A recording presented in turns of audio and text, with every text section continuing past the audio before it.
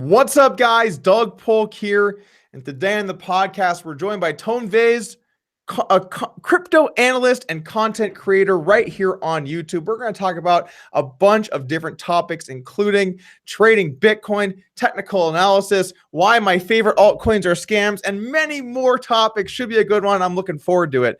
But if you're new here, make sure to hit that subscribe button. And we finally got the podcast up on a bunch of different platforms. I'm talking iTunes, I'm talking Spotify, I'm talking SoundCloud, probably some other ones. I'm not even sure everywhere we're at. But so if you want this podcast on the go in audio form, we're all over the place. Make sure to check it out so you don't miss any episodes. Okay, that's it. Tone, welcome to the podcast, man. Hey, Doc. No, thanks for having me on. I'm really looking forward to this. It's going to be great. You know, actually, from the get-go, you were a guest I wanted to have on here. Before I was doing any content on YouTube or in general, really for crypto, I would actually watch the morning brief with you and Jimmy Song a lot of different mornings and get to see all the good news. And then a couple triangles were drawn, and I was on my way for the day. No, thanks. I actually didn't know you were a fan of ours. I mean, the show's evolved a little bit. We have Giacomo Zucco on there now, and Leah is an awesome co-host. So yeah, the show is doing great. It was supposed to be like 10-15 minutes. Now it's running an hour long. That's good, though, as long as you have enough content to cover. And that's actually one of my favorite things about producing content in this space is that there's just so much stuff happening. I think about it kind of coming from poker where, you know, you maybe had like 1 or 2 or 3 good stories every week.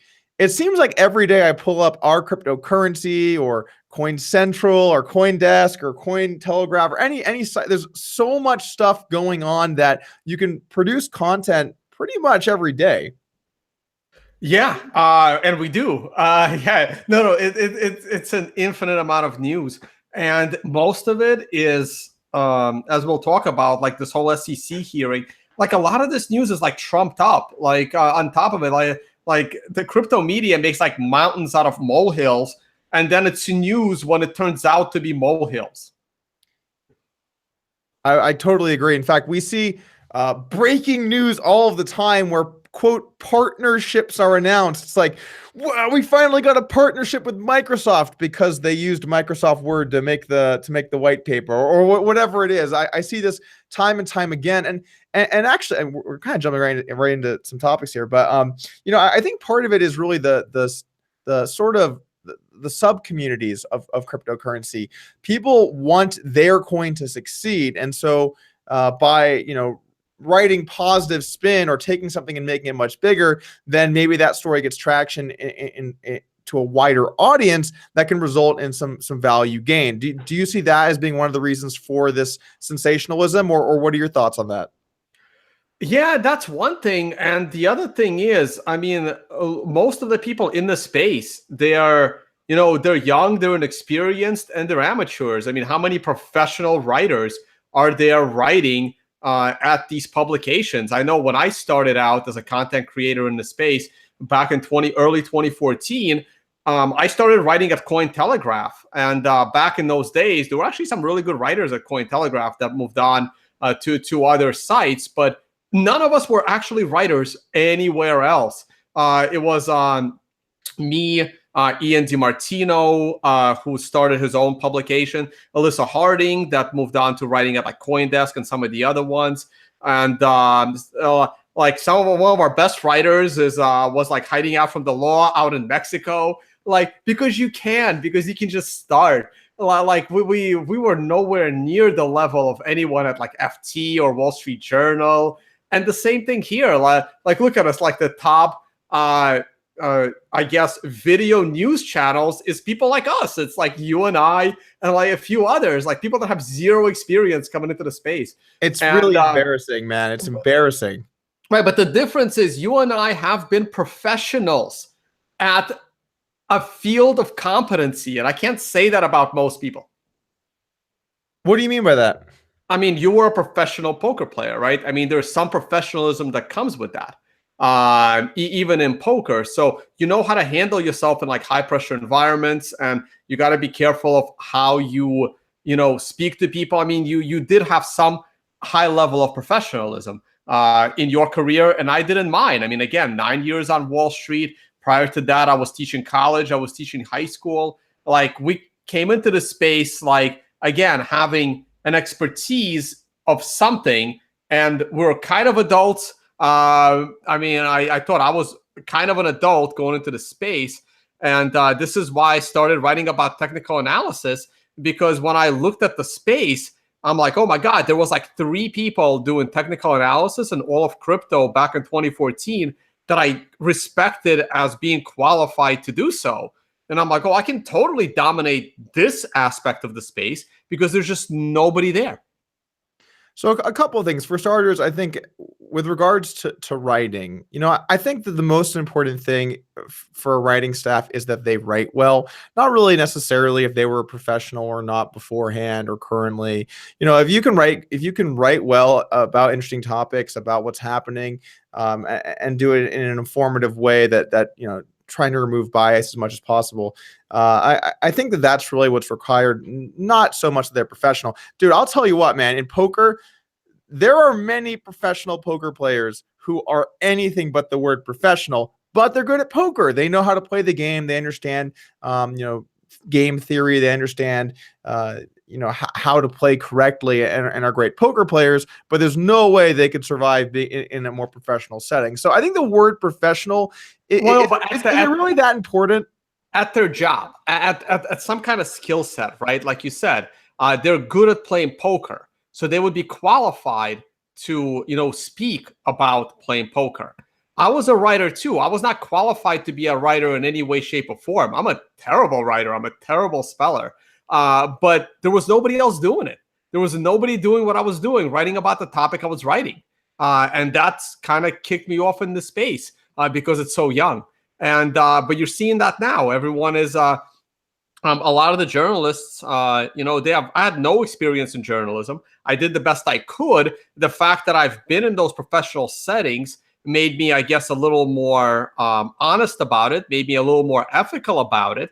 But that's only because I came into this space older, having 10 years of professional experience in another field where I had to be, responsible and accountable for every word that goes out in an email across a corporate structure. So that kind of thing helped me in being a writer with absolutely zero experience in being a writer. So how did you end up on Wall Street? What were you doing there? Can you talk to me a little bit about your backstory? Sure. So I got my degrees in math and geology. I started out as a high school teacher. That was a 1-year stay. I didn't like that at all.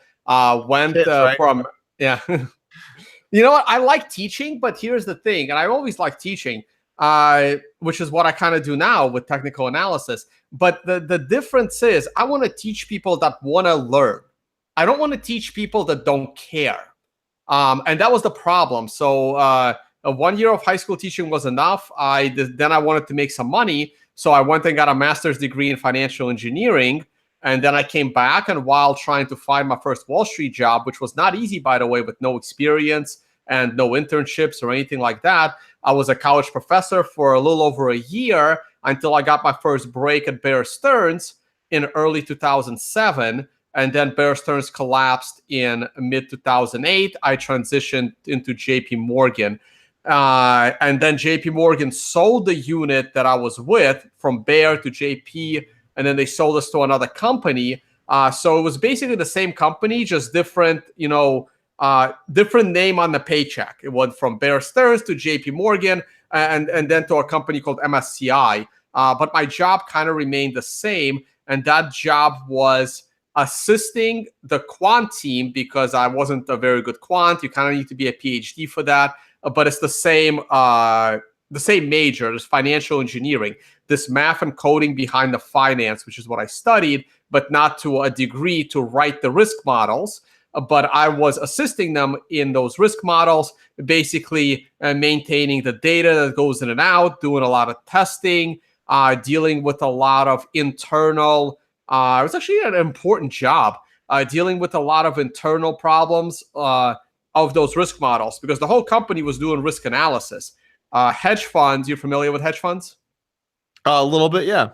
Basically, institutions that can invest money any way they like. So hedge funds would provide us with their positions, we would internally run them through our risk engines and assess the risk of these hedge funds positions in the markets, and then we would provide the risk without the disclosure of those positions to the investors of those hedge funds. And all of that risk analysis needed to be done in-house, and the financial analysts would run the risk models, and then any kind of questions the financial analysts had about risk of an asset, I don't think this is right, or this isn't working, or we need this functionality, all of that went through my team. I always was the head of the team at one point.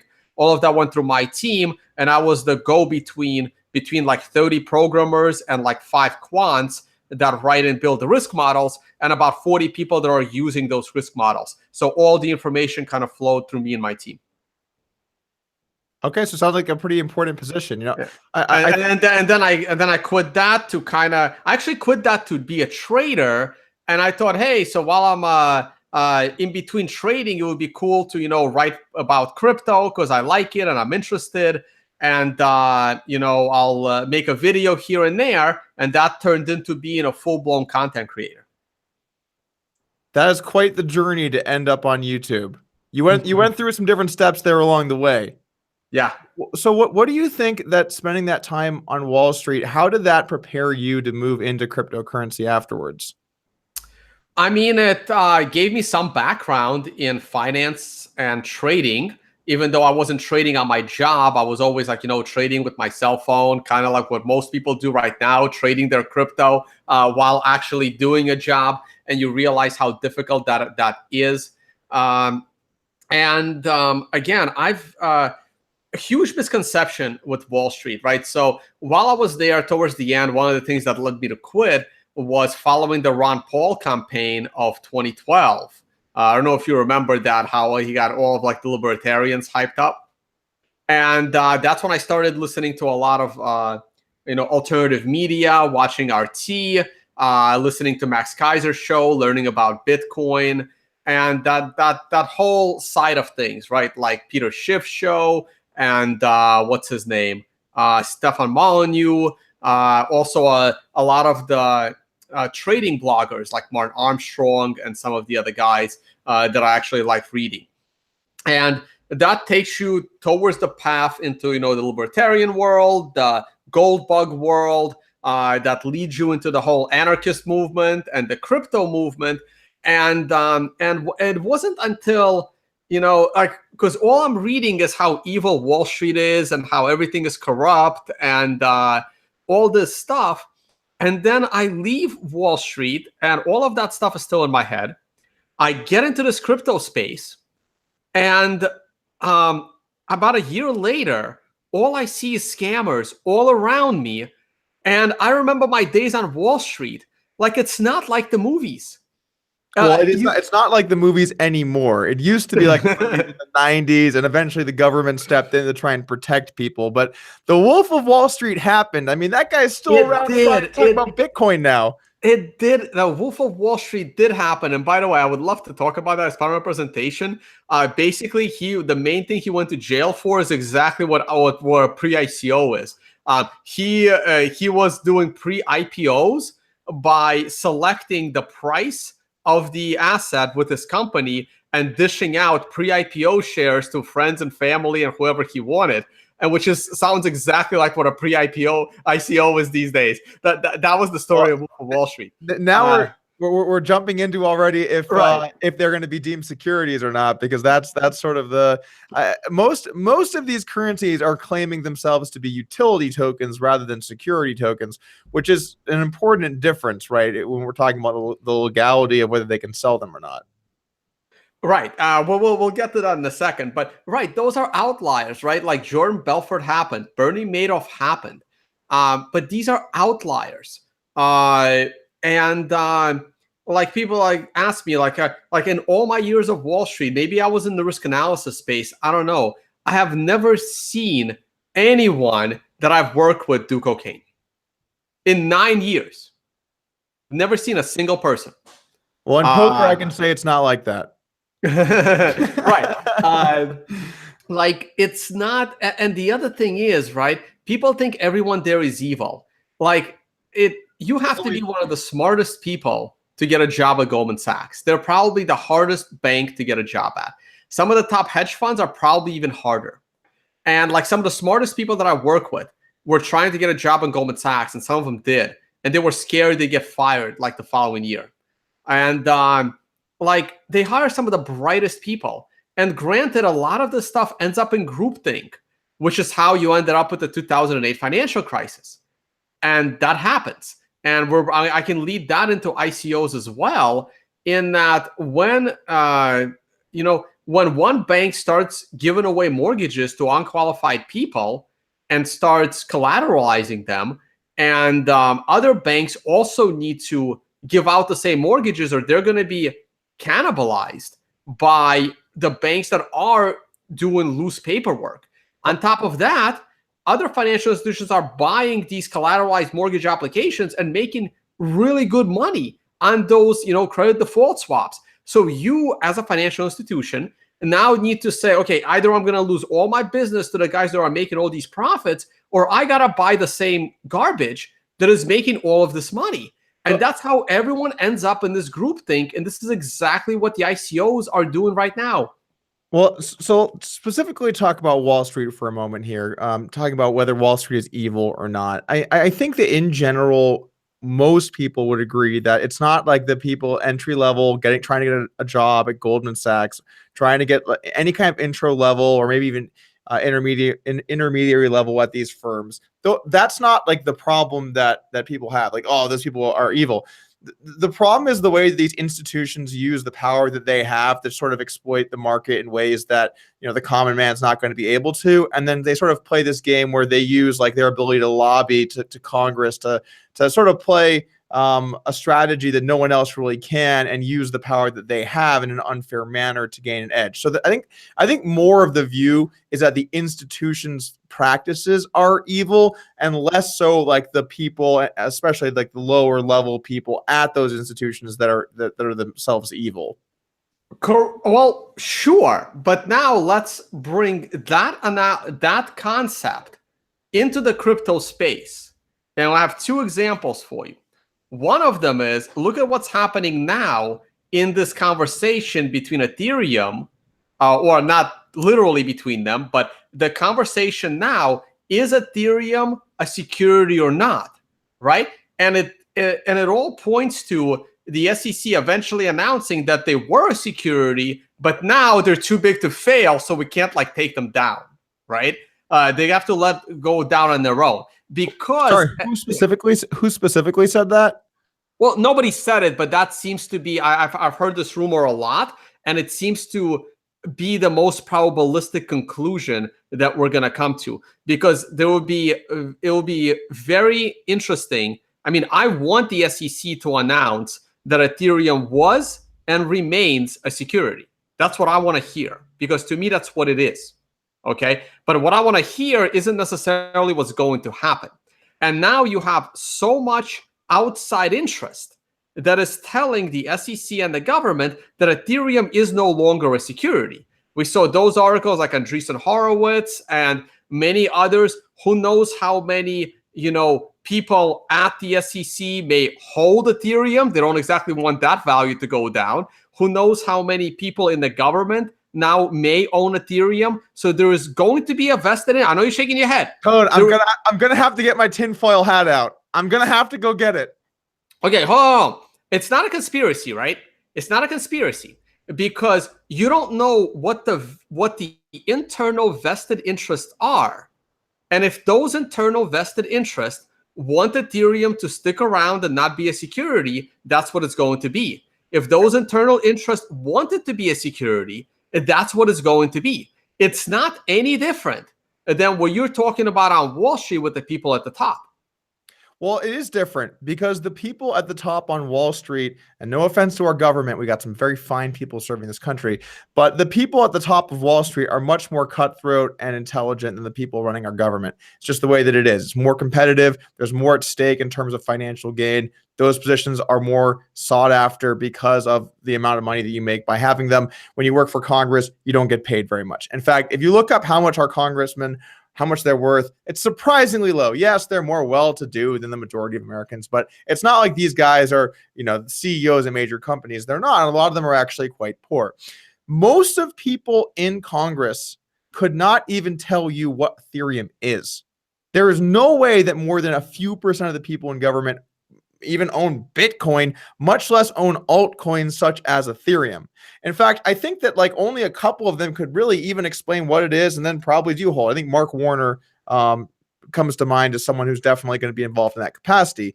So saying that Ethereum is too big to fail, I mean, the entire market cap of Ethereum is roughly 35-40 billion right now. I haven't checked in the last few days. I don't know exactly what it's at. That's not in too big to fail territory, particularly when most of the people that are going to be making the laws about it can't even spell blockchain. So I don't think that this is a situation where it's too big to fail like the banks. I think this is a little bit different. I also don't think that that Ethereum is lobbying to our Congress in the same way that the banks have been historically. So I think that there are some important differences. No, of course not, right? But they're lobbying to the extent of their market cap, right? Like obviously the banks are in the trillions and trillions of not multiple trillions, but I mean they lobby to the extent of their reach. So Ethereum will lobby to the extent of their reach, which is significantly smaller than the banking sector, which is also why the SEC isn't taking it as all that seriously. And any kind of a ruling on Ethereum may not even come for years to come. But who is they in this scenario? Who's they that's the person lobbying? Because there has to be a lobby. Like, is there an Ethereum lobby? Well, no, there's not an official lobby. I'm just saying like vested interest. For example, Digital Currency Group and Barry Silbert are trying to push an Ethereum Classic ETF, right? Because they still think that Ethereum Classic is the real Ethereum. And that's a fair point, but yeah, go for it. So they already got the Bitcoin ETF approved. So they already have a rapport with the SEC because that was approved. They have the Bitcoin ETF. So they already have the ear of the SEC and they're invested in Ethereum Classic. So they are still pushing Ethereum Classic, right? VCs like Andreessen Horowitz and some of the other ones are clearly invested in Ethereum. And they are also, advising the SEC, or the SEC is inquiring their opinion on the matter. And they are trying to explain how Ethereum, while may have been a security, is no longer a security.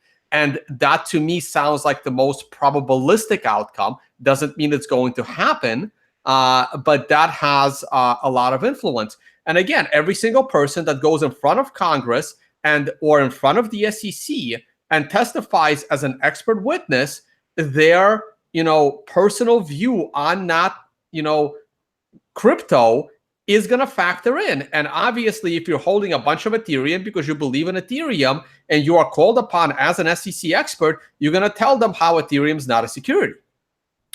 Right. That makes sense. Actually, we see that kind of everywhere. We see it, of course. I'm sure on your show. We see it on my show. On anywhere you go, someone's personal beliefs will then reflect their portfolio to some extent, and they're going to share those things because they're incentivized to do so. I mean, look, like I like Monero a lot. I own Monero. I'm not going to say terrible things about Monero. I mean, unless something terrible does happen, but I'm not going to be like, yeah, I own Monero and I like it, but it's terrible, guys. That doesn't make any sense. Then why am I investing in it? Then why do I own any? So, kind of going big picture here, because I think this is something that maybe just to give it a little more scope.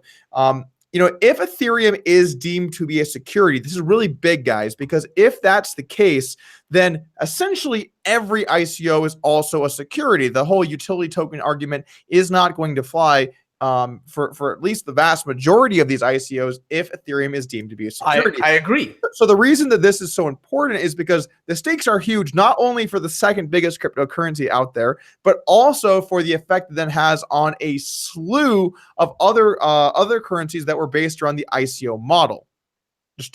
Right, and that's the point, and that kind of goes into my statement that Ethereum might be too big to fail, because if Ethereum is deemed a security, that would send ripples throughout the entire crypto market. Now, that was beautiful, by the way, Tony. Yeah. I gotta say, it would send ripples throughout the crypto. Right, exactly. Which, by the way, is currently in a lawsuit for someone accusing them to be a security. Ripple. Interesting. Yeah. I mean, I guess Ripple is a little bit different because to be honest with you, Tone, I don't know much about Ripple because all I knew, I got involved in cryptocurrency 2013 or so. There were a few simple rules. One, buy Bitcoin. Two, Ripple's a scam. And so I never really looked that much into Ripple, right? Ripple Labs, I'm not too familiar with the way that a lot of it works. Sorry for all you Ripple fans out there. I'm sure you're probably not on this podcast. But anyway, that was one of the things I learned early. So I'm not too in the know with what's happening with Ripple, but can you expand what's going on with Ripple right now? Sure. I actually did a 2-hour podcast with Peter Todd explaining pretty much why Ripple has always been a scam. And Ripple is just an internal token. Ripple is actually not that much different than Ethereum, other than there's no mining at all. And they just created every single token on day one. And then they handed like a third of them out, and they held on to the other third, the other 2/3. And it's supposed to be an internal token, which makes no sense at all, but it still has, speculative trading value. Well, it's fundamentally different because Ethereum is a platform for dApps and Ripple's not.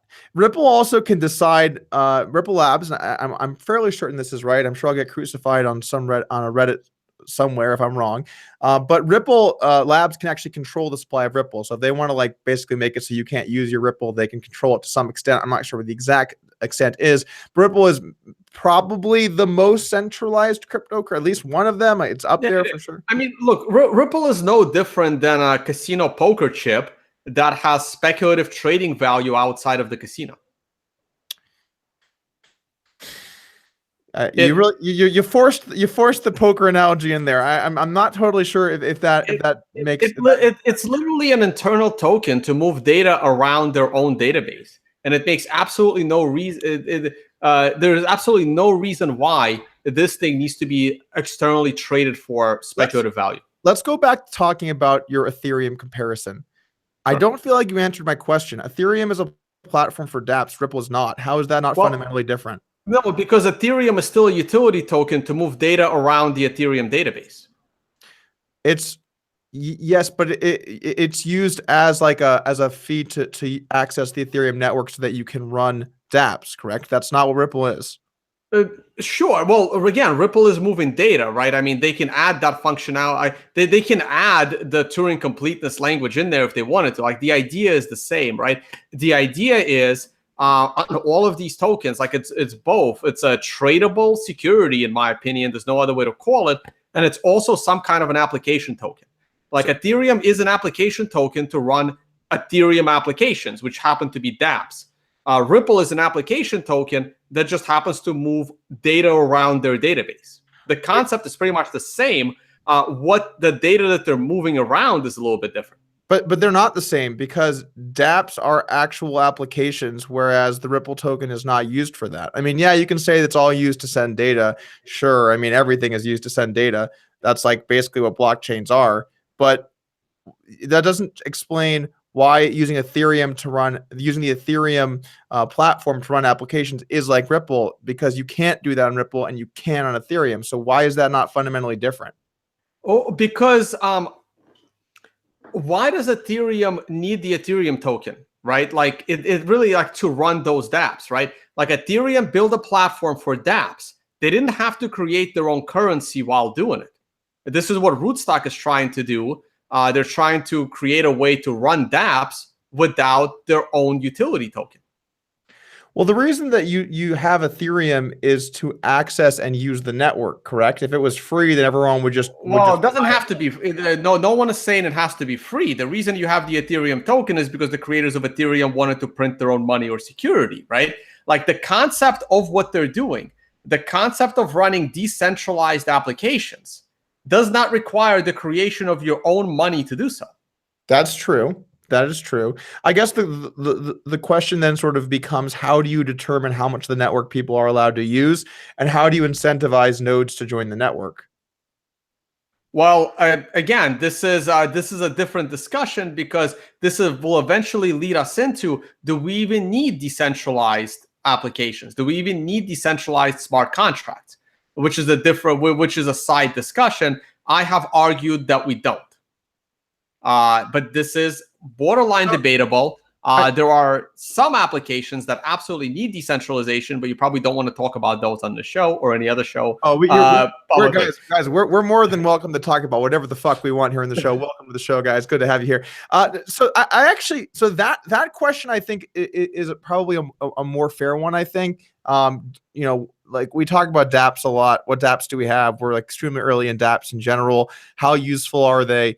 I think that there's certainly some debate to be had. There can be useful dApps, I think, particularly ones that help protect our data from, you know, the conglomerates like Google and Facebook, and basically people that are selling our data and using us basically for their financial gain.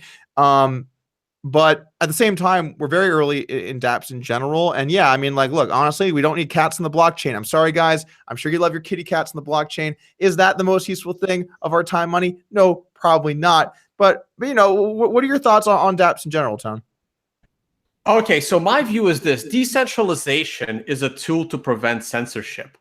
And while none of us like the fact that Facebook, you know, is using our data in any way they see fit, or Google is as well, my actual problem with Google and Facebook isn't the fact that they use our data. My problem with them is the back doors to the government that they provide that data to them. That's my big problem. Like if Google or Facebook has your data, they're using that data to tailor either advertising or somehow using your data to make your life easier so you continue to use their product. Because if someone else can use your data to make your life easier, you would be using, they would go to the top of the food chain. So my problem with data security isn't necessarily within the private company. It's more within the scope of the government, you know, like looking at that data, you know, and, you know, deciding, you know, what they do with that. That's my biggest problem. Now, that problem is solved by encryption. That problem isn't necessarily solved by decentralization. Now, decentralization can solve this problem if no one wants to step up and solve this problem with encryption, which is a better way to do it. For example, I don't use Gmail. I use Proton Mail. So my email is encrypted. So there is no backdoor for anyone to read my email, not the company itself, not the government either, because only I know my password. I mean, it works almost the same way as Bitcoin. How come more people aren't using this kind of an email service? And there's a couple of reasons for that. One, people don't care.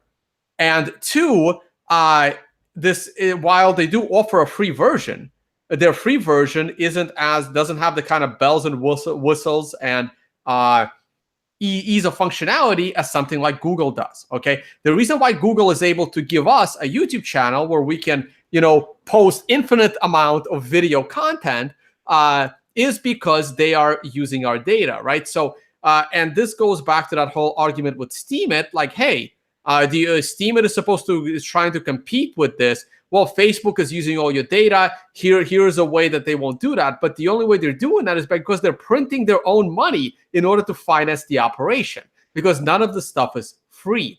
So going back to the decentralization view of it, there's nothing free in this world, right? Decentralization comes at a huge cost. The biggest cost of decentralization is that it's grossly inefficient from a technological perspective. People always complain about how Bitcoin is expensive and Bitcoin is slow and it burns all this energy and it's very environmentally unfriendly. Correct. That's because Bitcoin has actually solved up to today, the decentralization problem of sending money. It's a much less data-intensive problem than putting every single, you know, transaction of a contract on a decentralized network like Ethereum network. Not a single technology blockchain expert that I've spoken to that I respect believes that Ethereum can possibly scale. It can't. Tony, too much. You're covering so many subjects in Right. like one go that like I don't even know where to respond. Like I'm like trying to like take notes. Like, okay, I know. we're gonna talk about data, Finish this then we're gonna talk about decentralization. So and then the decentralization is so inefficient that it only makes sense in cases of censorship. Okay. Again, when BitTorrent came out, it was an amazing decentralized platform to share your files, music and movies, until the technology has got to a point where, most people use Spotify now. Most people use Netflix. It has become almost more convenient and not very expensive not to pirate music and movies, even though it still goes on fairly heavily. Let's take it back a step here. I just want to step in because we're just getting there's just so much to talk about. I want to talk about the data just for a little bit here again, and I agree with most of your sentiment about decentralization, particularly that it is at a cost, and that cost is generally the efficiency of the network. To some extent, and really the best part of decentralization is the fact that it is censorship resistant. So that stuff's great. Totally agree with all of that. I want to talk about data particularly because you said that the biggest worry for you is or the biggest worry about Google and Facebook having your data is that then the government can have access to that data because of it's not encrypted. So there's a couple things. First off, that's an important point, but I don't think it's the only point. I think the fact that these companies promise that they are not going to be using this data to profit, and then they are selling that data, it does violate their own terms of service that which people have signed up, have agreed upon. And so I think that there is an issue for people that companies are selling your data without telling you that they're doing it. That is a problem as well. Is it as big of a problem as the government having an ability to essentially force them to give records or to be able to hack in and see like files are not encrypted? I'm not totally sure, but I do think that at least from society's view, them selling information they told you that they wouldn't, and then Zuckerberg saying he's sorry in a video is the more pertinent problem, I think, for most people, particularly those that don't have extremely sensitive data, like a lot of financial type institutions. And I also want to read one comment here from Hodl Monkey, who had a good comment that I totally agree with, specifically going back to talking about dApps for a moment. He said, who has the right to tell the world what is needed? Make everything available and then see if a market develops or it dies on the vine. I would say in general, I would agree with that stance, particularly when it comes to any sort of applications. What are your thoughts on dApps? I mean, I'm fine with that. The question is, where are you getting the money to build your dApps? And if you are getting it from unqualified investors and soliciting people, then you will this is a dream that you have and you want somebody else to pay for your dream. I will 100% agree with that statement if you launch it with your own money or your friends and family's money, or you just go ahead and do it like Satoshi did with no funding. What's wrong with funding?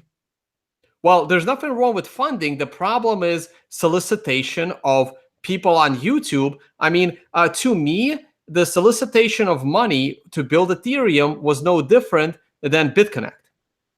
It's solicitation of money because you don't know if Ethereum is ever going to launch. Hold on. They're fundamentally different because BitConnect was lying and Ethereum was telling the truth. Now, whether you feel like the purpose of each was equal is a little bit different, but there's a fundamental difference in whether they're lying or not. Would you not agree with that? Well, it depends, right? How do you know BitConnect didn't actually start out by telling the truth in its first week of launching of the site?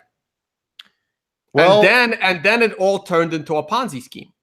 So I think the reason that they, and I'm fairly certain about this, I have not brushed up my BitConnect history anytime recently, but from the get-go, the way that they said that the lending worked is that there's a mysterious trading bot that you have to believe in, that it's definitely real, that if you use, it's real, guys, you get 1% daily. That's a lie. Whereas Ethereum is exactly what they've said they've been the entire time. So has never promised or guaranteed any returns of any sort. So that does make it fundamentally different. Tone, you can't just lump them in together because you don't like them. Okay. This is like me saying, like, guys, like, did you know that Bitcoin is a cryptocurrency? And did you know that BitConnect is also a cryptocurrency? It makes you think, doesn't it, Tone? Are they both not cryptocurrencies? Well, to me, Ethereum is, well, as long as Ethereum stays proof of work, it remains a blockchain. Once it goes proof of stake, which they're trying to do, it's no longer a blockchain to me. Okay, but BitConnect was proof of work. Was it? Was there mining? I have no fucking idea, man. Are you kidding me? You think I know the consensus algorithm for BitConnect? So I might have, okay, fine. So I might have gone a little too far with BitConnect. We're about Tezos. Tezos is exactly the same as Ethereum. They collected a bunch of money and never launched. Well, okay, but they're very different. I actually did some research on this. I did a video on this exact subject because I was interested in it. And they screwed themselves over by creating an organization that would hold the money that isn't them. And then the organization decided they had different desires than the people actually creating Tezos. And so then there was a disconnect there, and then a huge unrest within the community. And I haven't checked up on it in the last couple of months, but they had to oust somebody essentially to try and get control of their project again. And what was funny is their entire project is based around security of some sort. I wish I could remember more about it. There's so much information, Tone. There's so much information. But that's almost. I mean, you literally just described Ethereum, only that they didn't have that little internal fight. But though then again, between the 1 year that Ethereum raised funds and Ethereum launched, in that 1 year, 7 of the 8 co-founders were gone. Right, but in Ethereum's case, they didn't have a third party hold the money. So it is different in terms of like the structure of their economics. Yeah, they were a little more responsible. Maybe the people involved were a little bit older. Well, the Tezos people were trying to be more responsible, Tone. They said it'll show where our intentions are if someone else holds the money. And then that guy is like, yeah, maybe we're not going to do exactly what you guys want to do. This is the biggest problem with crypto, right? The reason why you're soliciting people for crypto is because one of your options is always to just run away with the money because it's crypto. I know that's the scary part. That's a really scary part of cryptocurrencies in general. It's like some guy has $100 million. Okay. What happens if that guy doesn't show up tomorrow? Right. What happens then? Right. And that's a problem across the whole space. And the average person isn't capable of knowing which of these projects is intentionally going to do it, which of these projects is going to do it without intention because someone wanted to do it, right? Like, how do you know these hacks are internal or external? You just don't, right? And yet people continue to throw money at these ideas, and we can debate the merit of the idea.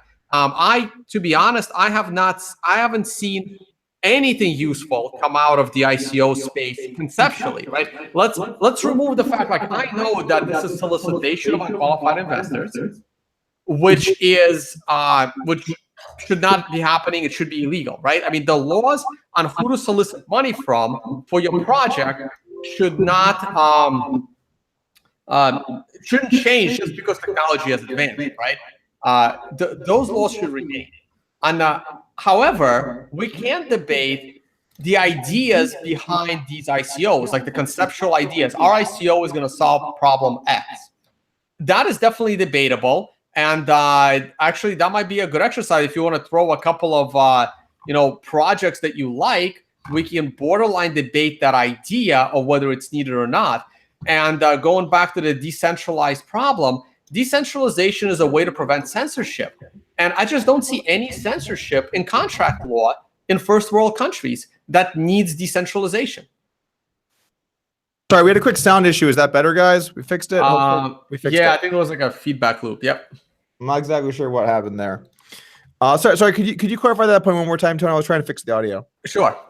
So basically, I don't think that the 1,000 years of laws that have culminated into the current environment of who you can or can't solicit money from for speculative ideas should change just because technology has slightly advanced.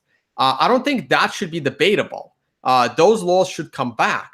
Now, we can debate the merit of these ICO ideas for decentralization. That part is debatable, and 99% of the time, I'm going to take the side that whatever you're building does not need decentralization. And I will be right 99% of the time, and 99% of these companies will fail. So while I do expect to be wrong on one or two of, maybe I'll be wrong on one or two of these cryptos. Maybe I'll be wrong on one or two of these ICOs. Maybe I'll be wrong on one or two of these ideas for decentralization. But there is 1,000+ ideas to choose from. And I am not capable of picking winners and losers. And most people on the web just jump from one project to another just because they're holding that token. Right. Shout out to Rhett. But look, here's the thing. So I actually want to take like a bigger view of this just for a moment, talking about how in America you have to be a qualified investor to be able to invest in IPOs, and how essentially ICOs have been circumventing this to some extent, and that's that whole general idea. For starters, I do agree with you that it shouldn't be like, guys, now it's on the internet, so it's different. I actually think that the laws should reflect the same idea, because a lot of these tokens are straight up securities. They're trying to circumvent those laws. So I agree with that. However, I really hate that this is the law. That these are the laws in America. Hey guys, if you're poor, you can't invest in a company because you're poor. Only rich people can do that. It's like, what the hell is that but you bullshit? could invest in a company, right? Like, no one stops you from buying Facebook at $20 a share.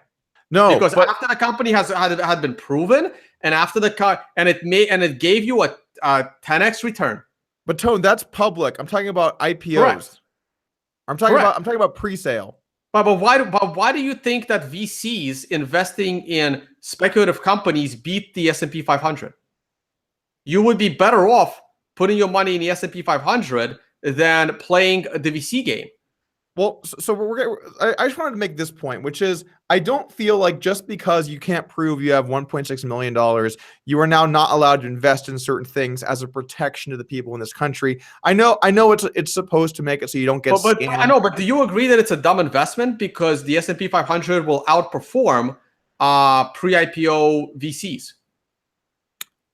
Pre-IC, well, I mean, it depends. It depends on what they're investing in. That's like a very wide. Okay, let me throw one more. Let me throw one more at you then. Okay. How many people do you think would have invested in the Facebook like early round of Facebook when MySpace and Friendster were way ahead of it? You know how I don't know how I would answer that, but I would say the smart people. Yeah, it's like tough. It's tough to answer that question. I would say probably nobody would. I mean, obviously some people would, because some people did.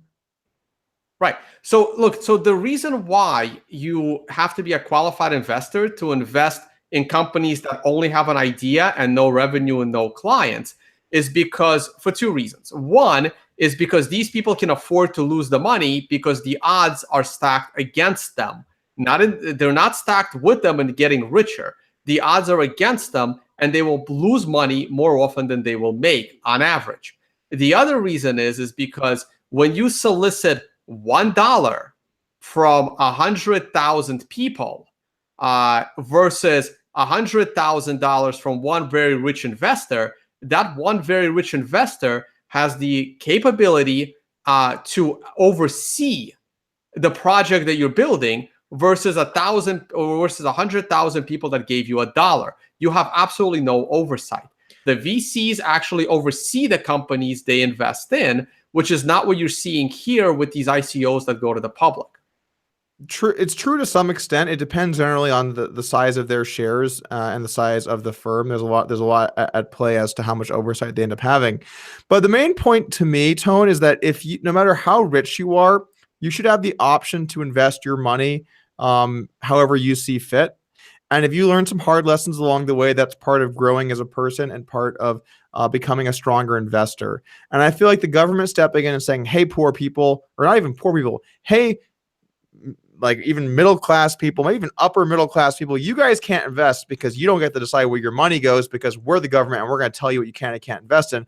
But rich people, you guys can invest because you guys are allowed to. That's totally ridiculous to me, and the government shouldn't have that authority. Well, why? But aren't we expecting the government to spend money and resources dealing with the BitConnect fallout? The government's going to spend money on all kinds of bullshit. The government, you should never have where the government spends money as a counter to anything, because they spend just to spend and because of total inefficiency and bloat within the system. Right, but isn't it easier to pass a law saying people should not? I mean, people are always going to invest in Ponzi's, right? Like people are dying to give their money away. They love Tone. People here. Okay, Tone. This is something I learned. People love a good Ponzi. I agree. They just love it. They just can't help themselves. They just love a good Ponzi. But it's still their right as a person with their own money to invest that money in a Ponzi if they want, if they just think that this one's the one. Maybe Bunny token's the future, Tone. Right. Okay. Fine. All I'm saying, we're eventually gonna get back to this. I agree with your overall point that the ICOs and IPOs are really not that different. There's like a little more like smoke and mirrors on the ICOs, so they are very similar. I'm just arguing that I feel like as a person with money, you should have a right to invest as you see fit. That's my only point.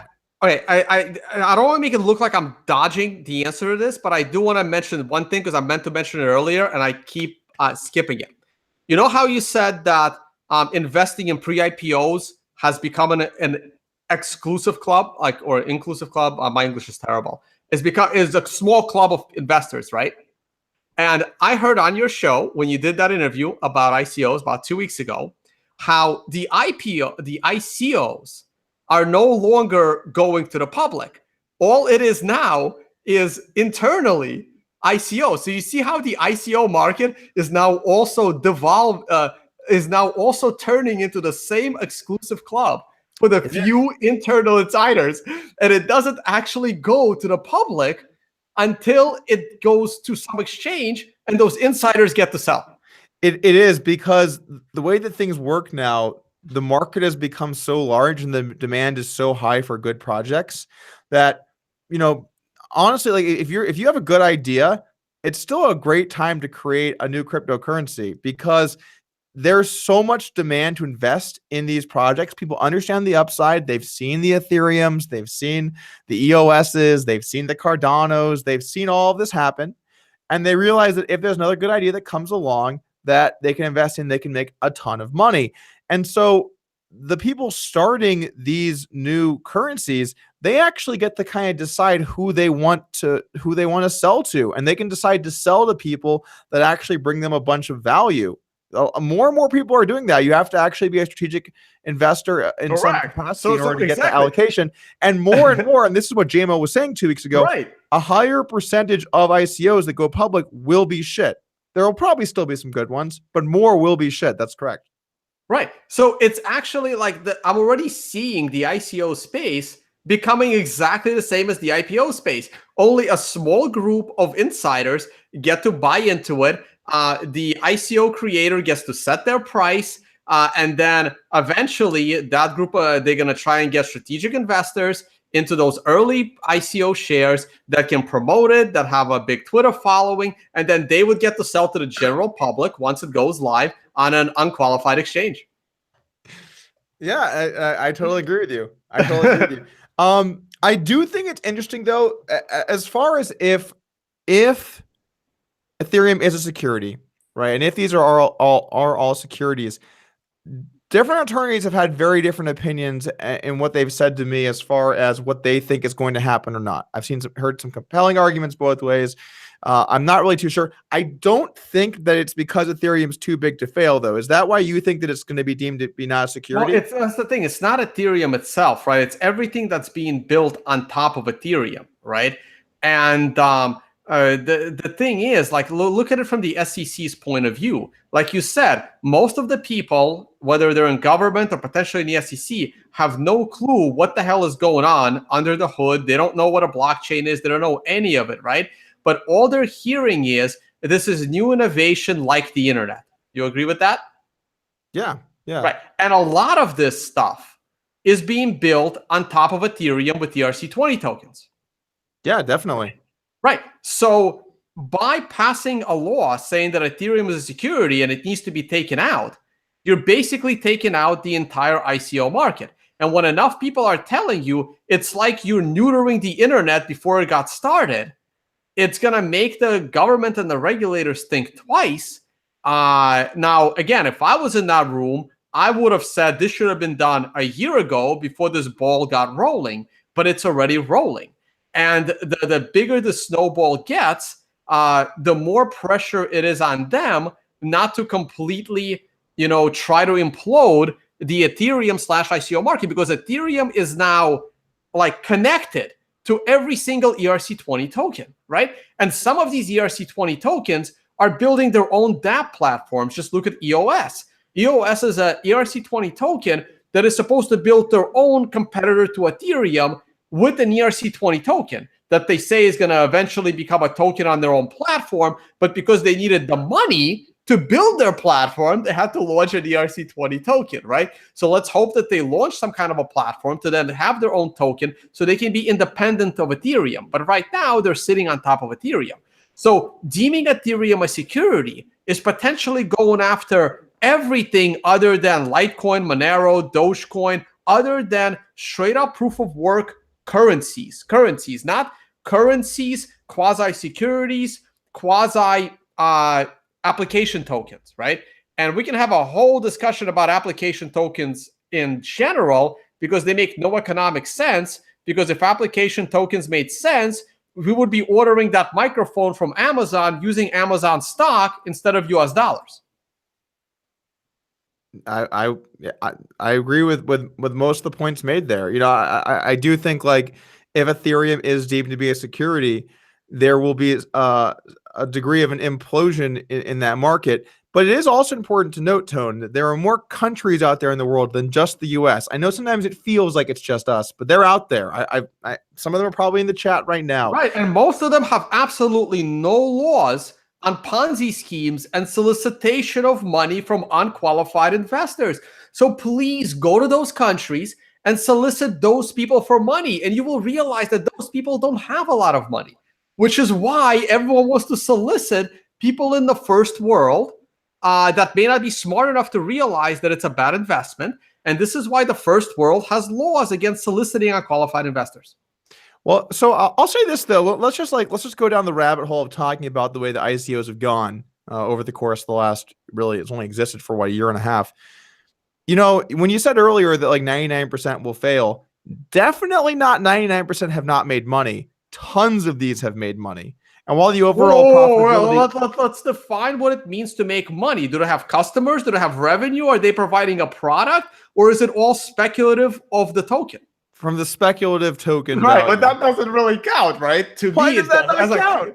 Like if you're gonna compare these ICOs and altcoins to companies in the .com, not right. You can't have one without the other, right? If you're comparing the ICOs and the tokens and these companies with those tokens with the .coms, and you're going to talk about how they're making money, really, where are your customers? Where are your paying customers? Other than the stock price of your .com doesn't count as making money. Tone, we learned that in 2000.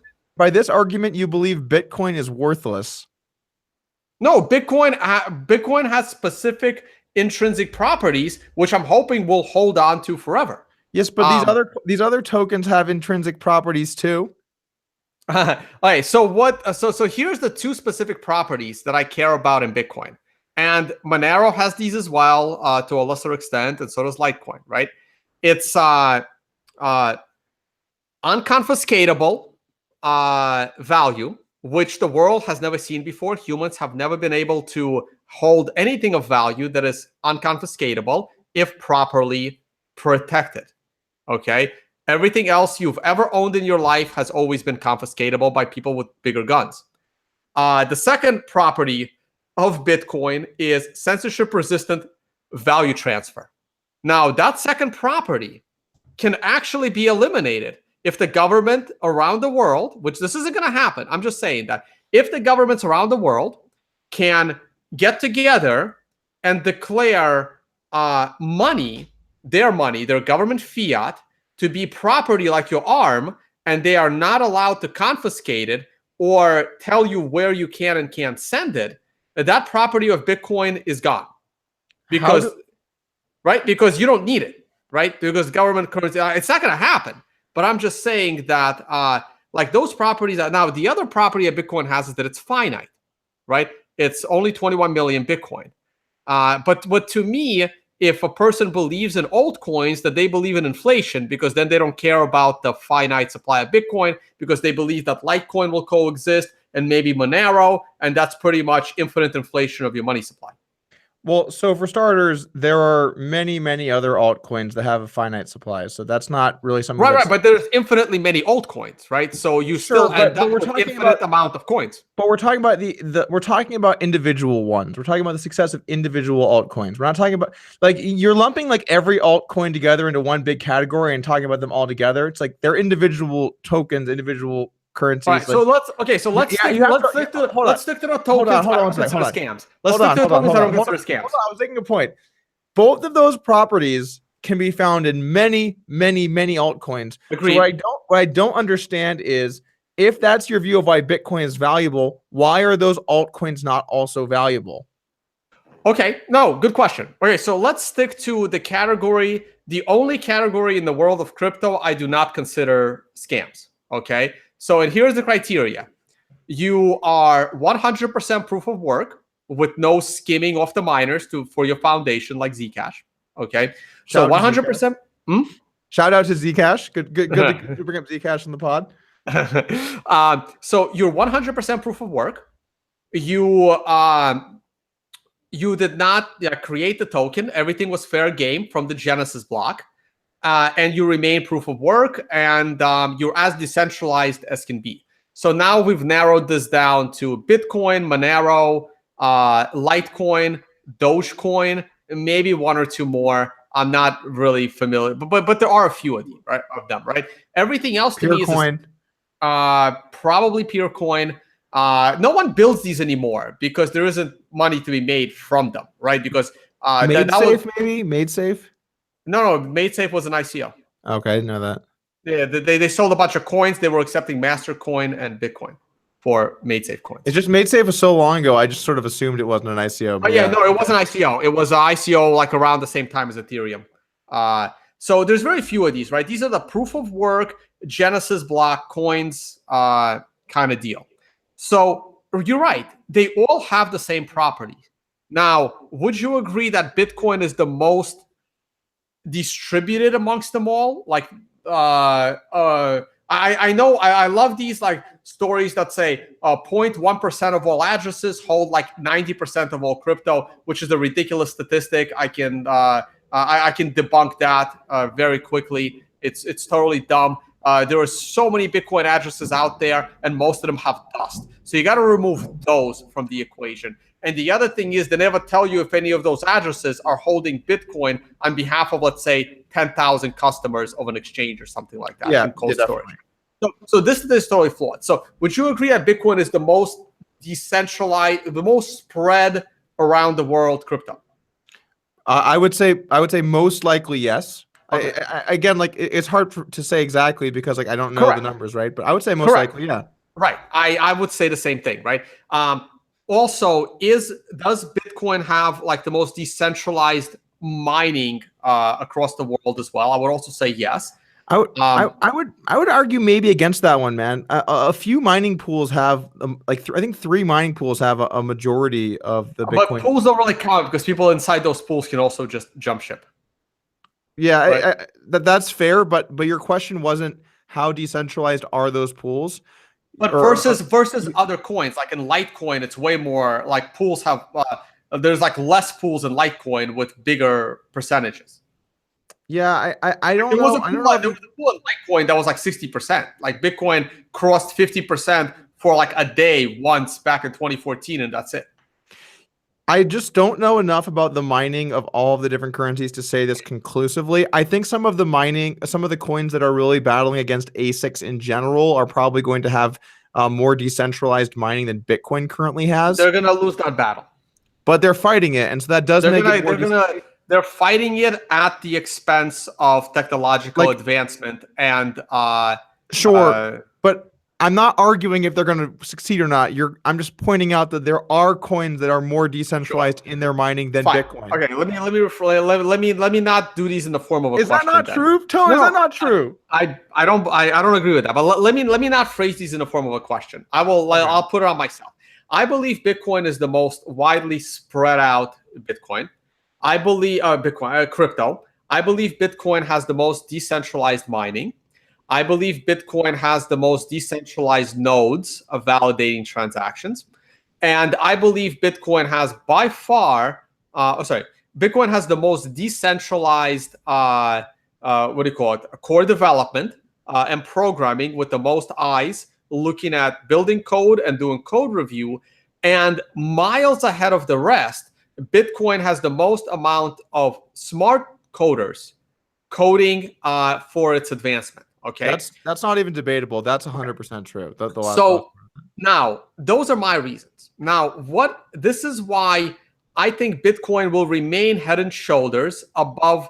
Again, we're only talking about cryptos that I don't consider scams, like Litecoin, Doge, and Monero, maybe a few more.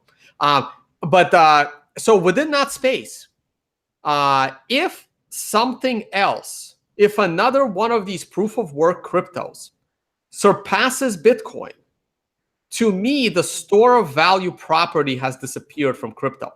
Like, for example, I would be broke because almost all of my money is in Bitcoin.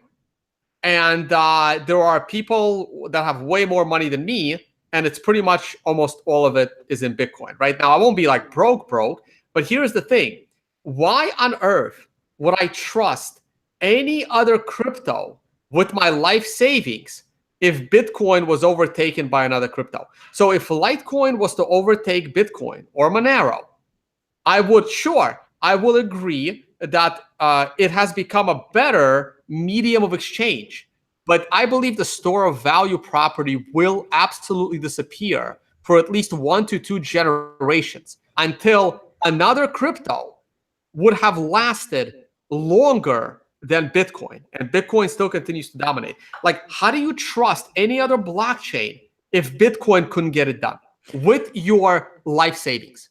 As a medium of exchange, sure. If I need to take a payment, I will take it in Monero. I will immediately convert it to either S&P shares or US dollars if the US dollar is the world reserve currency. Gold if I don't want it to, if I still want to buy a suit in 100 years and I don't want that dollar to make any value.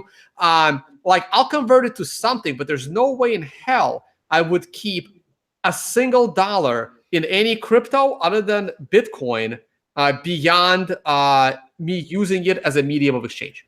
All right, so Tone, let me tell you my position here, and you can tell me what your thoughts on my general philosophy is afterwards, and let me know what your thoughts are. My thoughts are that cryptocurrency is the future. And one thing that I don't try to do is decide what the market will and won't say for certain. There are certain things I believe in more than others.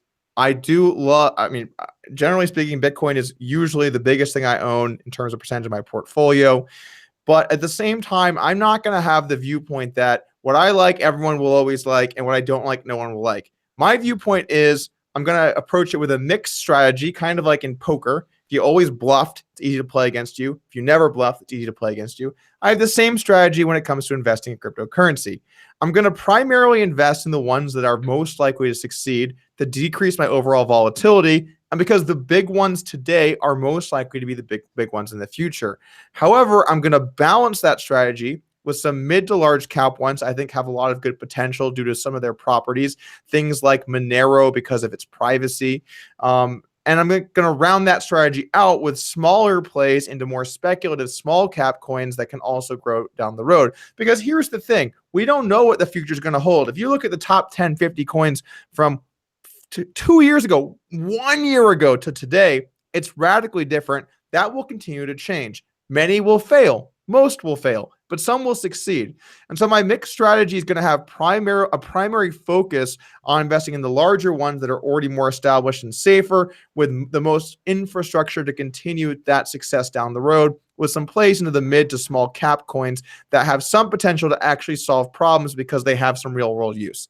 That's my overall strategy. What are your thoughts?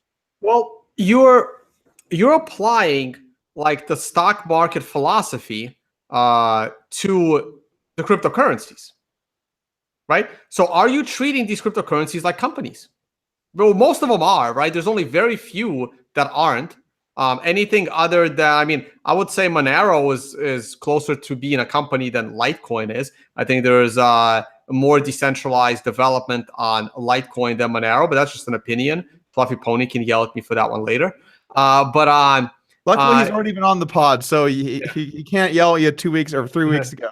But But the rest of them, if you ICO, if you if you have a founder reward, you're a company, right? So you're treating these things like companies. So you believe that there's going to be all of these cryptocurrencies into the future, and I don't. I mean, I treat Bitcoin. I think the volume thing is back. Headphones tend to solve this problem. You good? Nope, I don't hear you at all now. Nope, still don't hear you. Nope, you muted. I didn't change anything.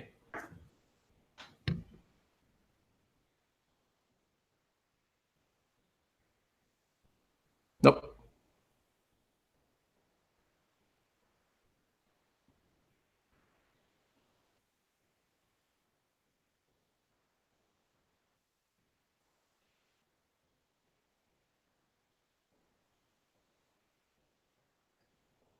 Nope. All right, so I'm assuming you guys can hear me. I'll let you work on that, and I'll just keep talking. This is great. But I'm sure you'll solve it eventually, Doug. So while Doug is working on his microphone, I'll go on. So treating all of these cryptos like stocks is fine if your end goal is getting to more Bitcoin, or your end goal is getting to more US dollars, or your end goal is getting to more gold. Because what you're doing is, sure, you may be lowering your volatility because you believe that all of these cryptos will coexist. I don't think all of these cryptos will coexist. I actually think that there's only going to be one blockchain in the future. And just like we only have one internet today. Testing. Hey, you're back. My mic just Your mic died. My mic just died in the middle of the podcast. It just gave out. It's like, you know what, guys? I just can't do this. That's all right. I have that effect on not only people, but clearly technology as well. All right, sorry. Let's carry. Oh, I was just gonna say, Tony, because you're talking about treating it like a company. Right. I'm treating it like an investment, not a company necessarily. Some of them are like companies, some are not, but they're all investments because I'm putting money in to try and increase the amount of money that I make. Right, but and how are you, like? So what is your means of storing value? Let's say if you were to lock up X amount of value into something that you can't touch for 10 years, 15 years, what would that something be? Bitcoin. I mean, some people would say gold. Some people can say the S&P 500. I mean, we're crypto people, so we're going to say Bitcoin. So in your balanced portfolio, I'm gonna pick winners and losers. Your end goal is to get more Bitcoin. No, my end goal is to make more money. Right, sure. Your end goal is to make more money. So, and that's fine. That's not my goal, right? So this is where we differ a little bit, right? My goal is to try and support the technology. So I believe that in the future, there will be one blockchain, one public blockchain, instead of multiple public blockchains. I believe that blockchain to be Bitcoin because of all the things we've already spoken about. So you think there's going to be one winner? Yes. I believe there's going to be one winner, right? I don't think so, Tom, because I think that there are so many different things that blockchains can do that there will be kind of like we see today. I think that this sort of madness, maybe not to the exact degree, but I think it's going to carry on for some time, and the bigger ones will all fill different roles. Well, how are all these blockchains going to be secured?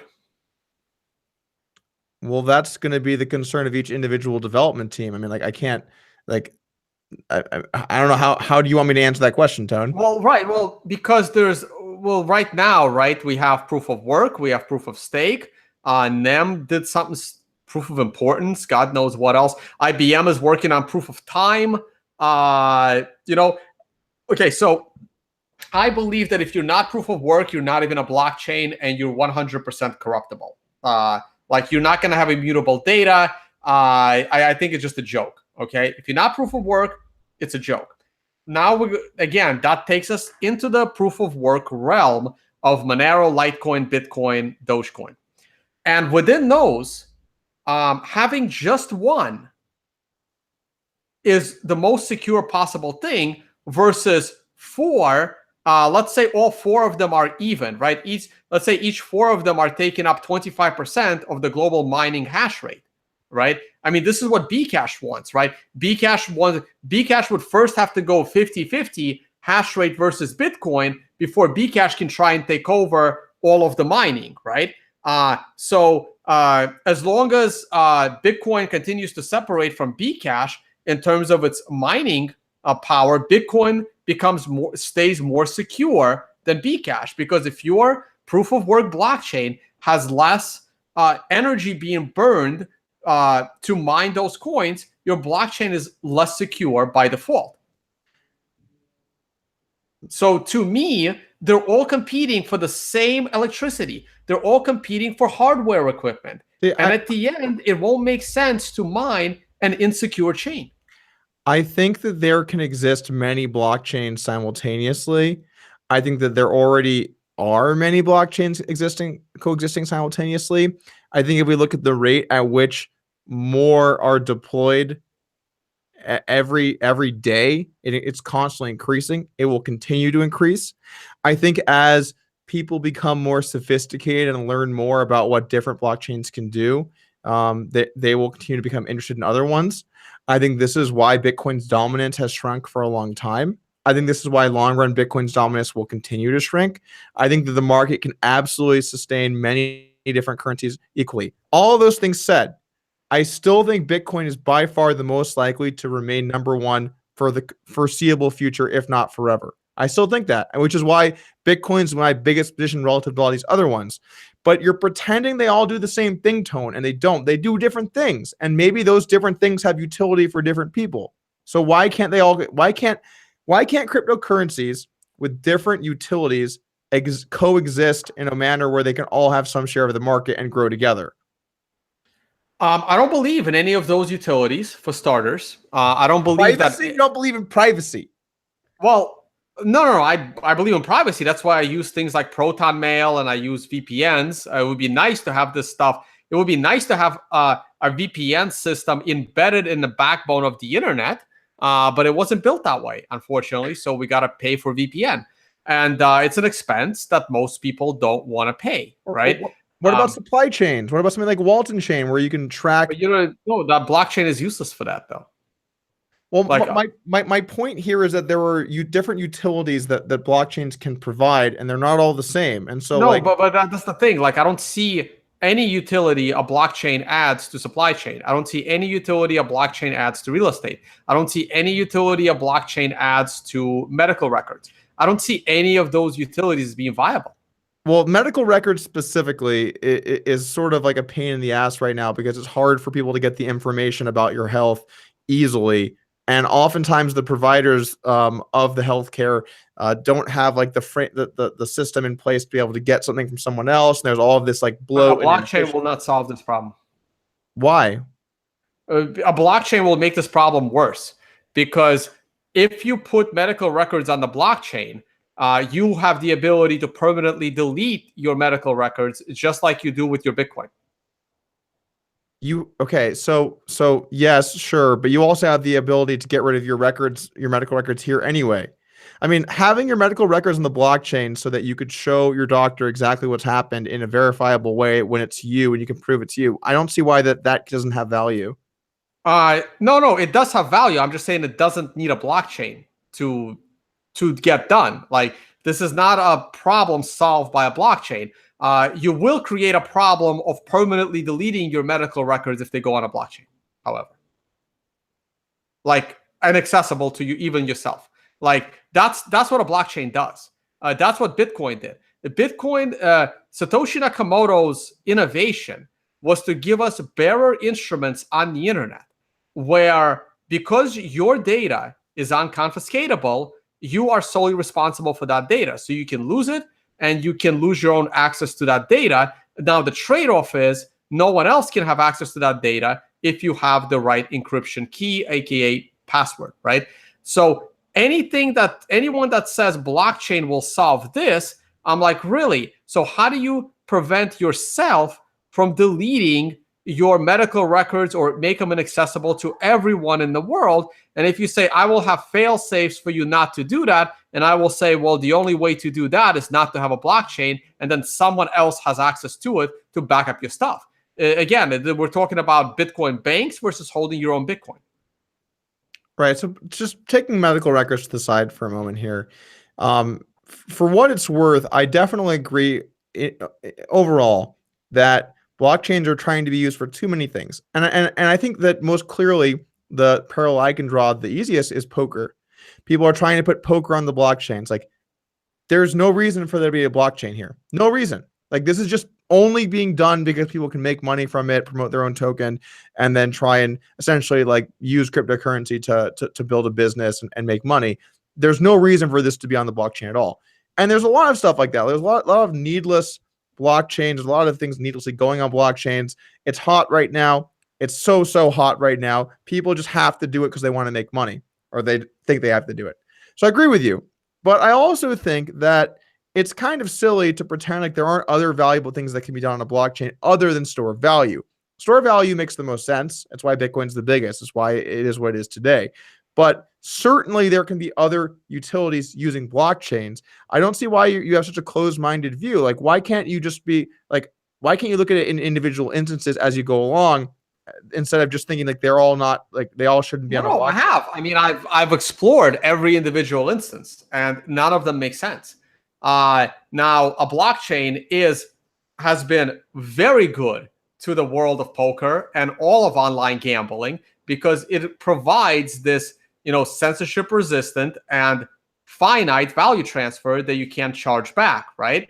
So the gambling and poker world have found the most use out of a blockchain. Now, as far as putting the poker games themselves on top of a blockchain, like you said, that makes no sense. And that to you, because you understand, how poker sites work and how like the whole atmosphere of poker works. And I'm saying, yes, I have the same exact view to almost everything else that people want to put on a blockchain. It doesn't make sense to me the way putting poker on the blockchain doesn't make sense to you. That's fair. I would agree with a lot of them are completely needless. Let's change gears a little bit, just because I feel like I got some topics you want to get to. We've already been going for almost an hour and a half here, and I feel like we haven't even gotten to a bunch of the stuff. All right, so my first question, this is actually one that I've had for you for a long time. Are there double tops in Bitcoin?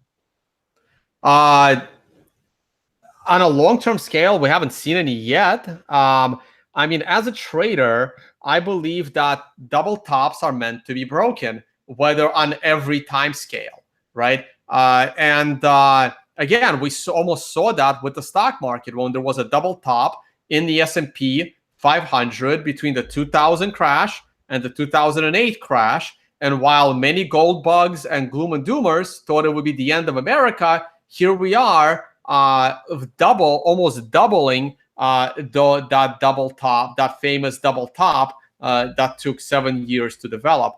As far as Bitcoin is concerned, every time I see a double top, I'm expecting it to break that. Now, we had a small-ish double top between February and then again in March. And while I was bullish then, I was cautious, but I was expecting that to break to the upside. That was probably the last time I was bullish on Bitcoin. I can do screen share right here if you don't mind. Go for it. All right, so everyone is upset at me that I'm bearish Bitcoin, and I have been. Let me show you the last day I was bullish Bitcoin. It was right here. Right here. This was, let me hide that. March 4th.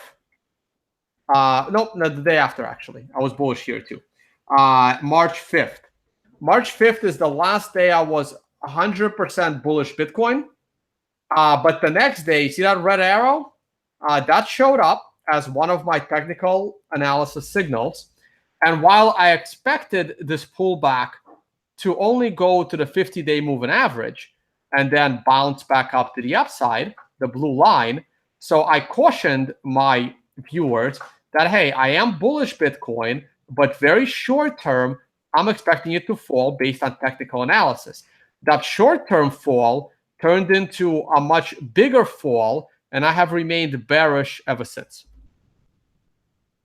But this is a double top that I will get broken one day, but I don't expect it to get broken anytime soon, even though I could be wrong on that, and we can break it next week. But I remain long-term bearish Bitcoin, and I still see 2018 playing out like 2014. All right, so we got two good topics to discuss here, Tone. We got the midterm success of Bitcoin, I think is an interesting topic. And then we're also gonna have to talk about technical analysis. So I think a lot of the people here on the channel know that I am not a huge believer in technical analysis. I think in general, it's about 70% total bullshit, 20% some okay concepts maybe being misapplied or over exaggerated, and then 10% actually helping people trade and make informed decisions.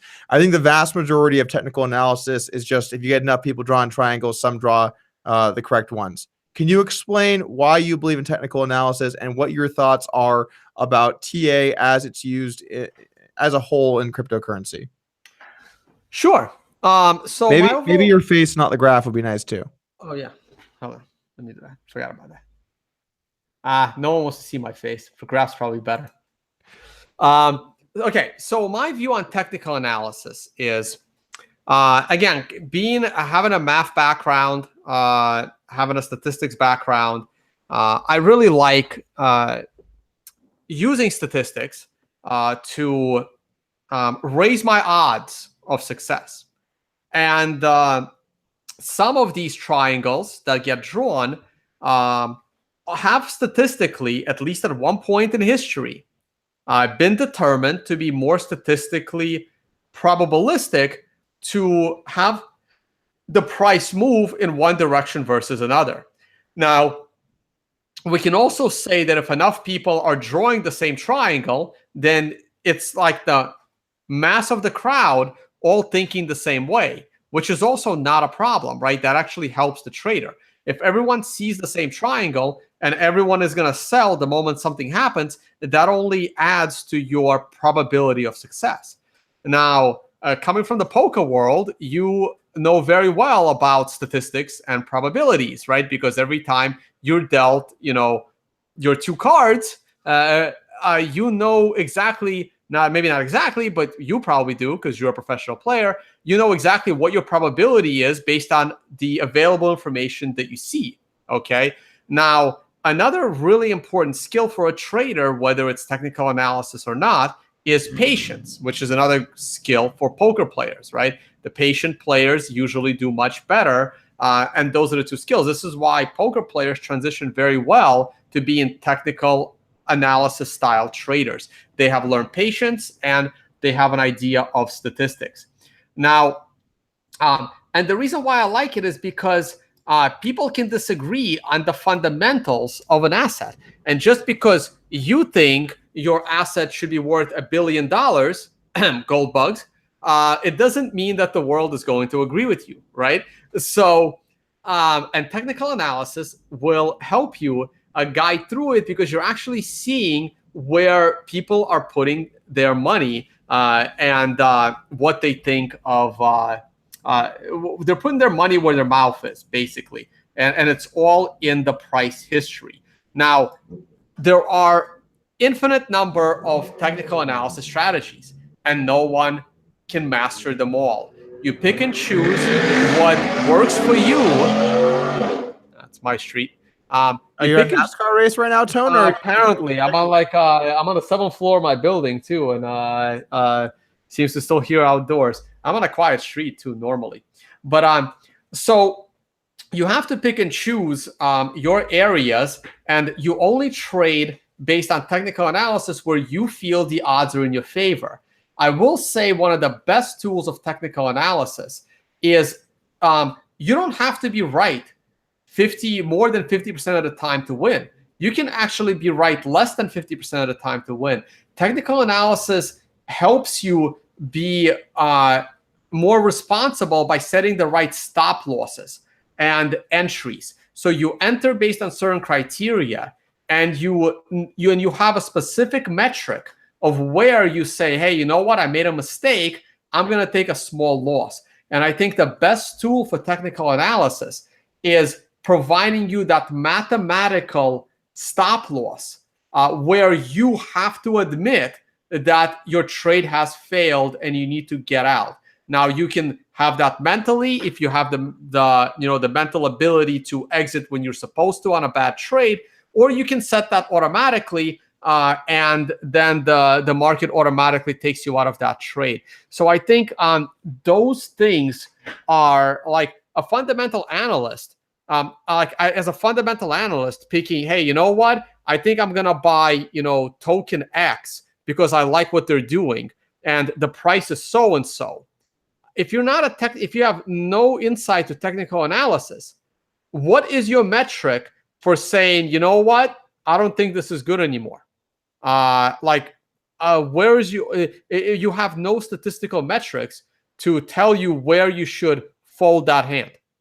I know. I just hold. Well, they're putting on hats now. I mean, look. So all right. So a couple things here. That's what I do with Bitcoin. I just hold. For starters, I think that like it's tough because when you look at a lot of these, when you look at like past results, right, and you chart them and you create a 50-day moving line, 100-day moving line, or moving average, or all these different lines and whatever. Like I could do something, for example, where I could go and I could take the last 1,000 flops that I played of poker, right? And I could graph like how often certain cards came and what hit the turn and all the stuff. And I could create lines and graphs, right? And they would indicate things, but they would all be wrong because they're just random out of the deck 52 cards.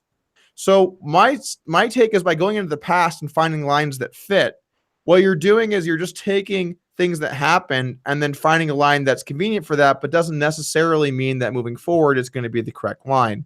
And the other thing, as far as stop losses go, in poker as an example, I think that the only time you should be using a stop loss, well, there's 2 times you use a stop loss. 1, you're no longer bankrolled to play the game you're playing in because you've lost too much.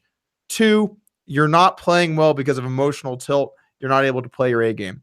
But, every hand is unique in poker. Like, you should never quit just because you've lost, quit because like one of those 2 factors is in play. Otherwise, every individual moment is another opportunity to make money. Every hand's a chance to make money, regardless of how much you've lost. So why are those things not true also when it comes to trading cryptocurrency? Again, so since you're picking on moving averages, let me do one more screen share for you. Go for it. Again, we have to separate an investor style trader with a short-term speculator. But on a big scale, speaking of moving averages, you see the blue line and the purple line, right? The blue line happens to be the 50-day moving average, and the purple line happens to be the week. This is a weekly chart. The 50-week average of the price of Bitcoin is blue. The 30-week average of the price of Bitcoin is purple. The idea is for a long-term buy and hold trader, even if you're a long-term trader that wants to time the market better, you can just wait until the purple crosses below the blue, which is known as a death cross. When a moving average that is only 30 candles will always be, will move faster. It'll be more volatile than the moving average with 50 candles. It'll adjust faster to the current price.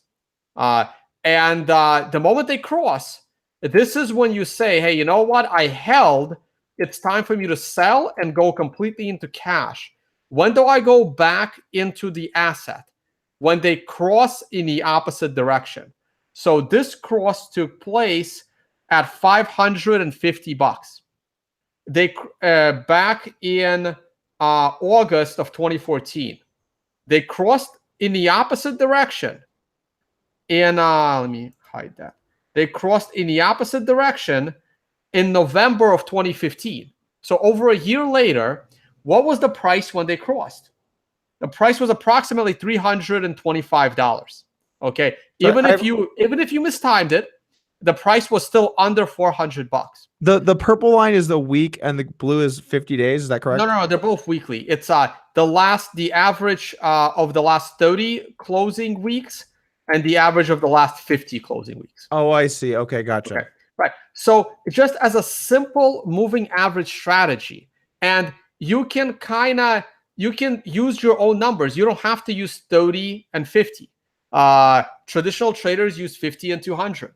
Now, but as an idea, right? And not only, even if you got back into the market at a slightly higher price and lost a little bit of money by going to cash, you still managed to avoid, lots of sleepless nights as the price of Bitcoin continued to go down throughout 2014. So it doesn't have to be like these short-term things. You can use these on a bigger scale. Now, here's another one, right? I'm looking at the current environment, and here's what I'm seeing. There's also this yellow line that's moving, probably not very clearly, but you can see that the price of Bitcoin fell below this purple line, the 30-week moving average, in March of 2014. After it, almost pierced it before. In our current environment, we also happen to fall below this purple line in March of 2014, same month. Each of these candles is 1 week worth of prices. And now we bounced off of the 50-week moving average, which looks exactly the same to me as what happened in April of 2014.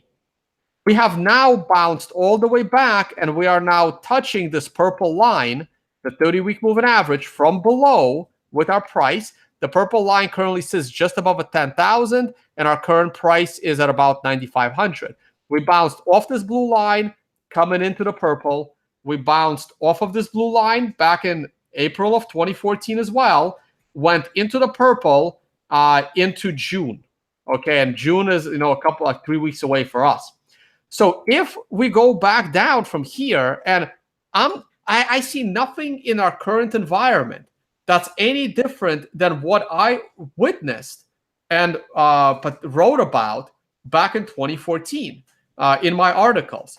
And if we continue on the same path, this purple week moving average will cross below the blue, and then it's like, hey, you know what? Even if you held through all of this, you may want to consider, taking it off the table. You can always go back in. You can always go back in when they cross in the opposite direction. And if they whipsaw you and you lose a little bit of money, that's fine. But I don't understand why we know for certain that these lines actually mean anything. They're just averages. Correct. But they tell you the overall environment. So there's two things here, right? So one of them is other traders are watching these lines as well, and they will adjust accordingly. So it can create this, self-fulfilling prophecy. That's definitely true. Right. So that's one reason. And the other reason is, like, a lot of this stuff, it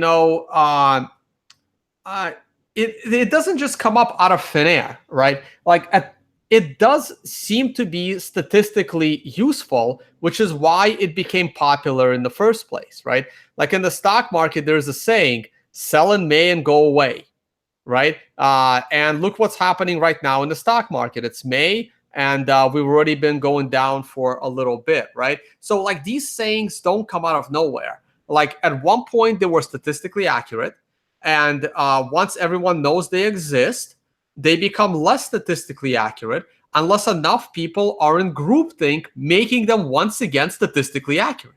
See, I just think that these are lines, and like at the end of the day, people will buy and sell for a variety of reasons. There'll be a bunch of news. There'll be companies coming in. There'll be institutions going out. There'll be all kinds of different things happening from different people all over the place. And so thinking of the past is the same as the future in such a volatile and moving industry doesn't really make much sense to me when things are so different day to day. Like you can have your graph, but then what if tomorrow the SEC is like, Ethereum's a security, guys? What happens? It plummets, right?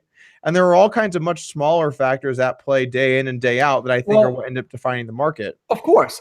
Now there are always random news. I mean, there's known unknowns and unknown unknowns, right? I love using these terms, right? I mean, SEC coming out and making a statement on Ethereum is going to be unknown because the SEC will inform us on what day they're going to make the announcement. The same thing happened with the ETF back in March of last year when the SEC was going to announce if Bitcoin was going to have an ETF, right? So that's a known unknown, and you have to factor that in. Like you may not know what they're going to say, but you know when they're going to say it. So you can either have an opinion on what they're going to say, and if you have no clue what they're going to say, you can take a chance or get out of that asset and wait for the decision. And yeah, you're gonna, if it goes in to the upside, you're gonna miss out on some gains, but you can jump back in the moment the decision is announced, right?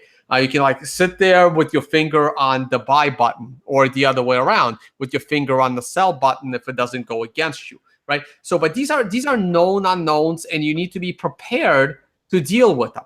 And now we can talk about the unknown unknowns, which is, you're right, at any given moment, an exchange can be hacked.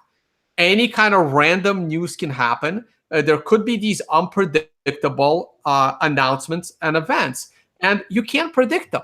So because of that, they're going to 50-50. They're going to help you or hurt you based on your position, right? And they're completely unpredictable. And it's a 50-50 shot. Just like if you saw, again, going back to poker, these are the 50-50 events. I don't think that they're necessarily 50-50. I think. I mean, there are, if let's say you know what your partner's holding and you know what you're holding, and there's one card coming out, and statistically it's a 50-50 on who's going to win. It's not. I see what you're saying, but my point is just that I don't think that the amount of negative news and the amount of positive news is equal. I think that particularly in crypto, it's much more positive on average. I think the positive events just don't have.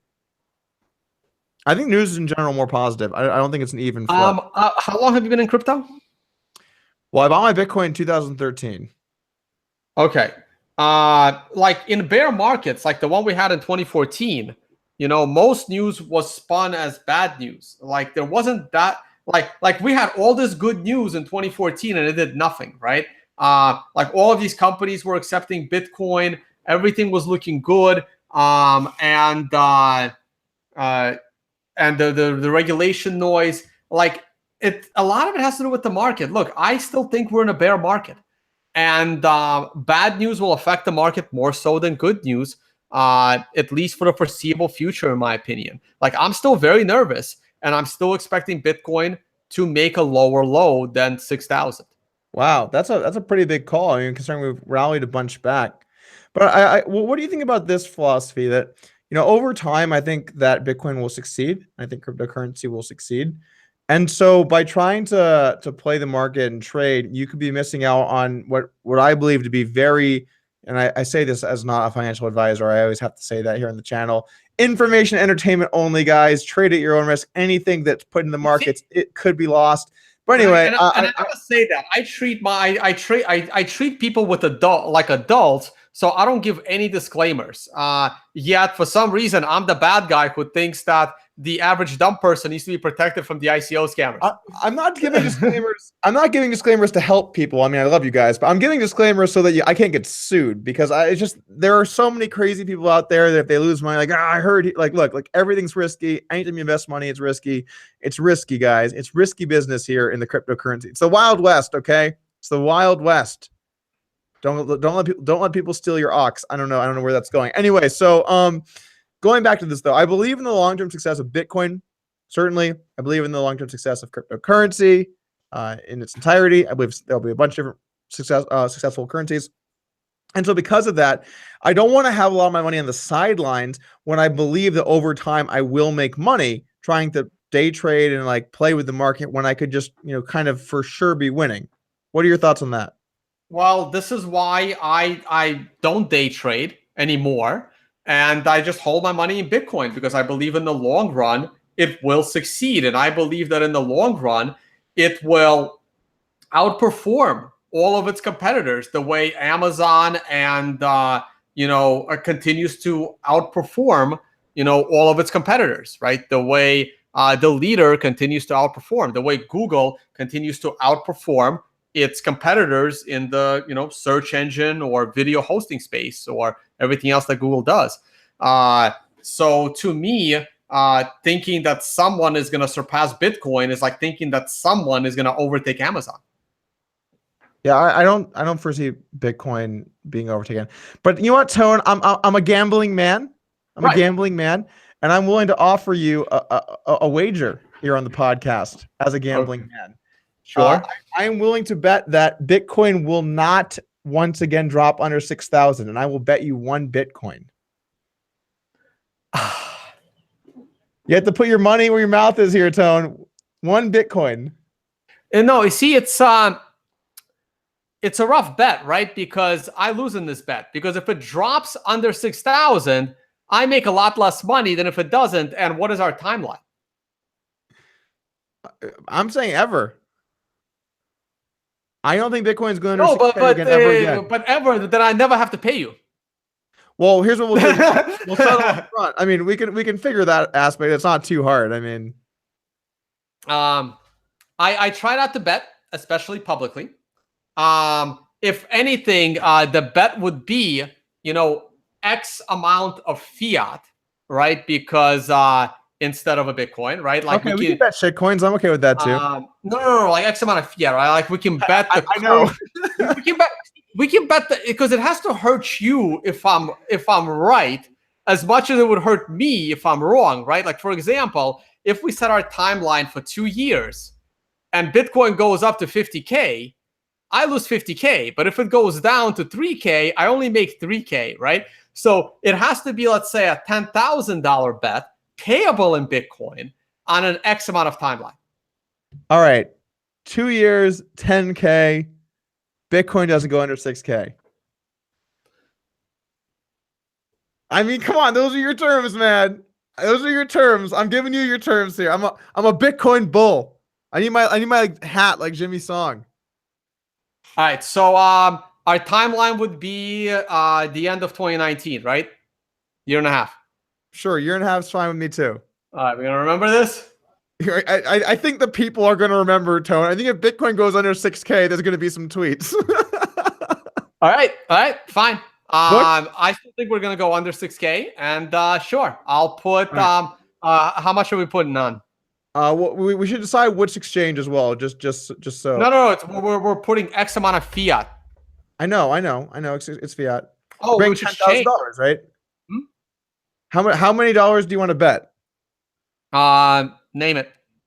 $10,000. Anywhere between 5 and 10. All right, $10,000. Let's do it. So, if Bitcoin we need to, let's just say we need to pick an exchange here. Tone. Sure. Well, let's hope that exchange exists. Bitstamp, and it has to spend, I don't know.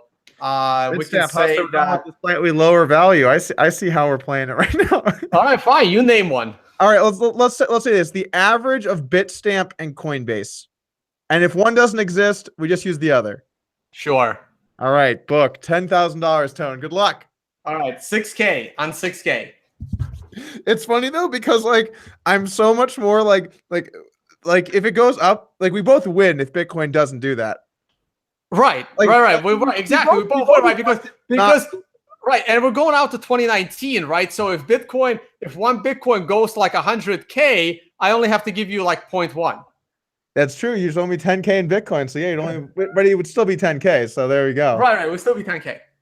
All right, guys. If you guys like that I had Bitcoins back, slap a thumbs up on this one. We're back. We're going hard in the Bitcoin street, guys. Appreciate everyone for tuning in. All right, we got a bet booked. This has been one of the more entertaining pods we've done so far. A couple last questions. So I asked social media. I asked you guys what questions you wanted me to ask Tone. I got this one a lot. Tone, who is your barber?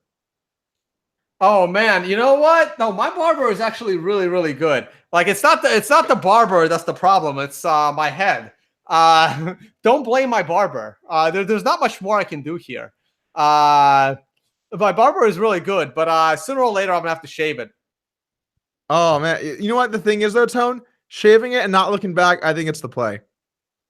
Yeah, I'm not ready for it yet. But there's already like potential bets in the works at what situation of Bitcoin would Tone publicly shave his head. I would hope Bitcoin's either really high or really low. Right. I hope it's either desperate or like we eating out here. I hope it's I know. one or See, the other. normally I try not to make money, right? Like the bet that you should have made was if I win, Tone has to shave his head. Yeah, but the thing is, then you could say if I lose, I have to shave my head. And I don't want to shave. I have a real lump. Tone, I have a lumpy head. I don't want to. Seriously, like people say, Doug, like how much would it be to shave your head? We can come up with something else, right? Because I really don't like betting money. I'd rather bet, like something like reputation or You mean the some bet we kind of already thing. booked? Yeah.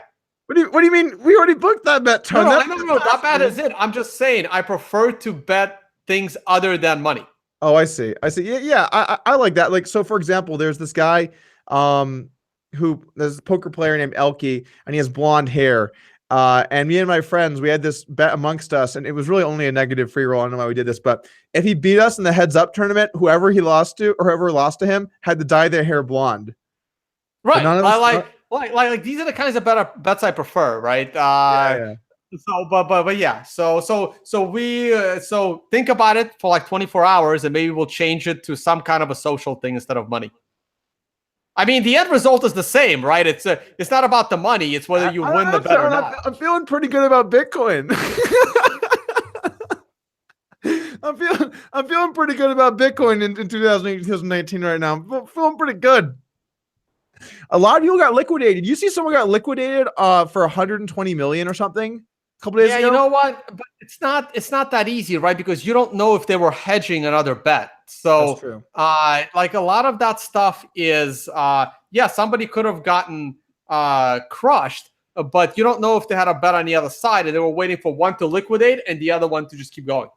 That's actually a really good point. It could have just been a hedge, so you don't actually know that for sure. It also could have been someone that placed a bet with themselves just to make it, just to make the headlines and make people talk about some crazy guy losing 120 million when in fact he didn't lose anything.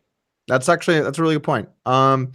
So a couple things. So normally I ask my guests near the end of the podcast for some cheap hot alts that they can get in on. I don't know if you're going to be someone who's got any super cheap, super hot alts, but I'll throw her out there anyway. Tone, you got any cheap hot alts? Aurora coin. What's it called? Aurora coin. Aurora coin. What is that? Oh yeah. That one of my favorite altcoins. It's still alive and it's still around. At one point, it made it to number 2 on the cryptocurrency charts above Litecoin. Wow. Aurora coin at one point traded at $100 a coin. It made it all the way to number 2 on CoinMarketCap. Check out the history of Aurora coin. It was a project out of Iceland. And it is available at a very cheap price right now. Not as low as it eventually got to, but I think you can still pick it up for about $1 or $2 a share. Oh, this is not very cheap. It's over $1. It's $1.07. I couldn't even buy this at the 99-cent store. Tone, I want coins. I could go to the 99-cent store and pick up 4, maybe 5 of them. That's what we're looking for here. This is over $1. I really don't know of any. I know people. I saw one of the questions that people wanted you to ask me is if I was forced to pick 4 coins and to put my money in, and I couldn't say 100% Bitcoin. If I was forced to put it in any of the other coins, see, this is the problem for me, right? Because even when I say, Litecoin is not a scam, and I give Litecoin a 2% chance of survival into the future, and people say, "Oh my God, Tone is a Litecoin supporter," right? And I'm like, "Yeah, at a 2% chance."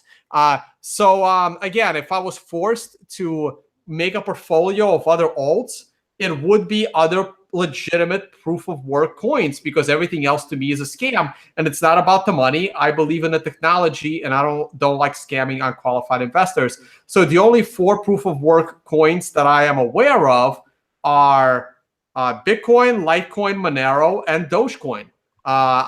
There might be others, but those are the 4 that I am fully aware of. There are still, hanging around the top 20. I don't know where Doge is these days.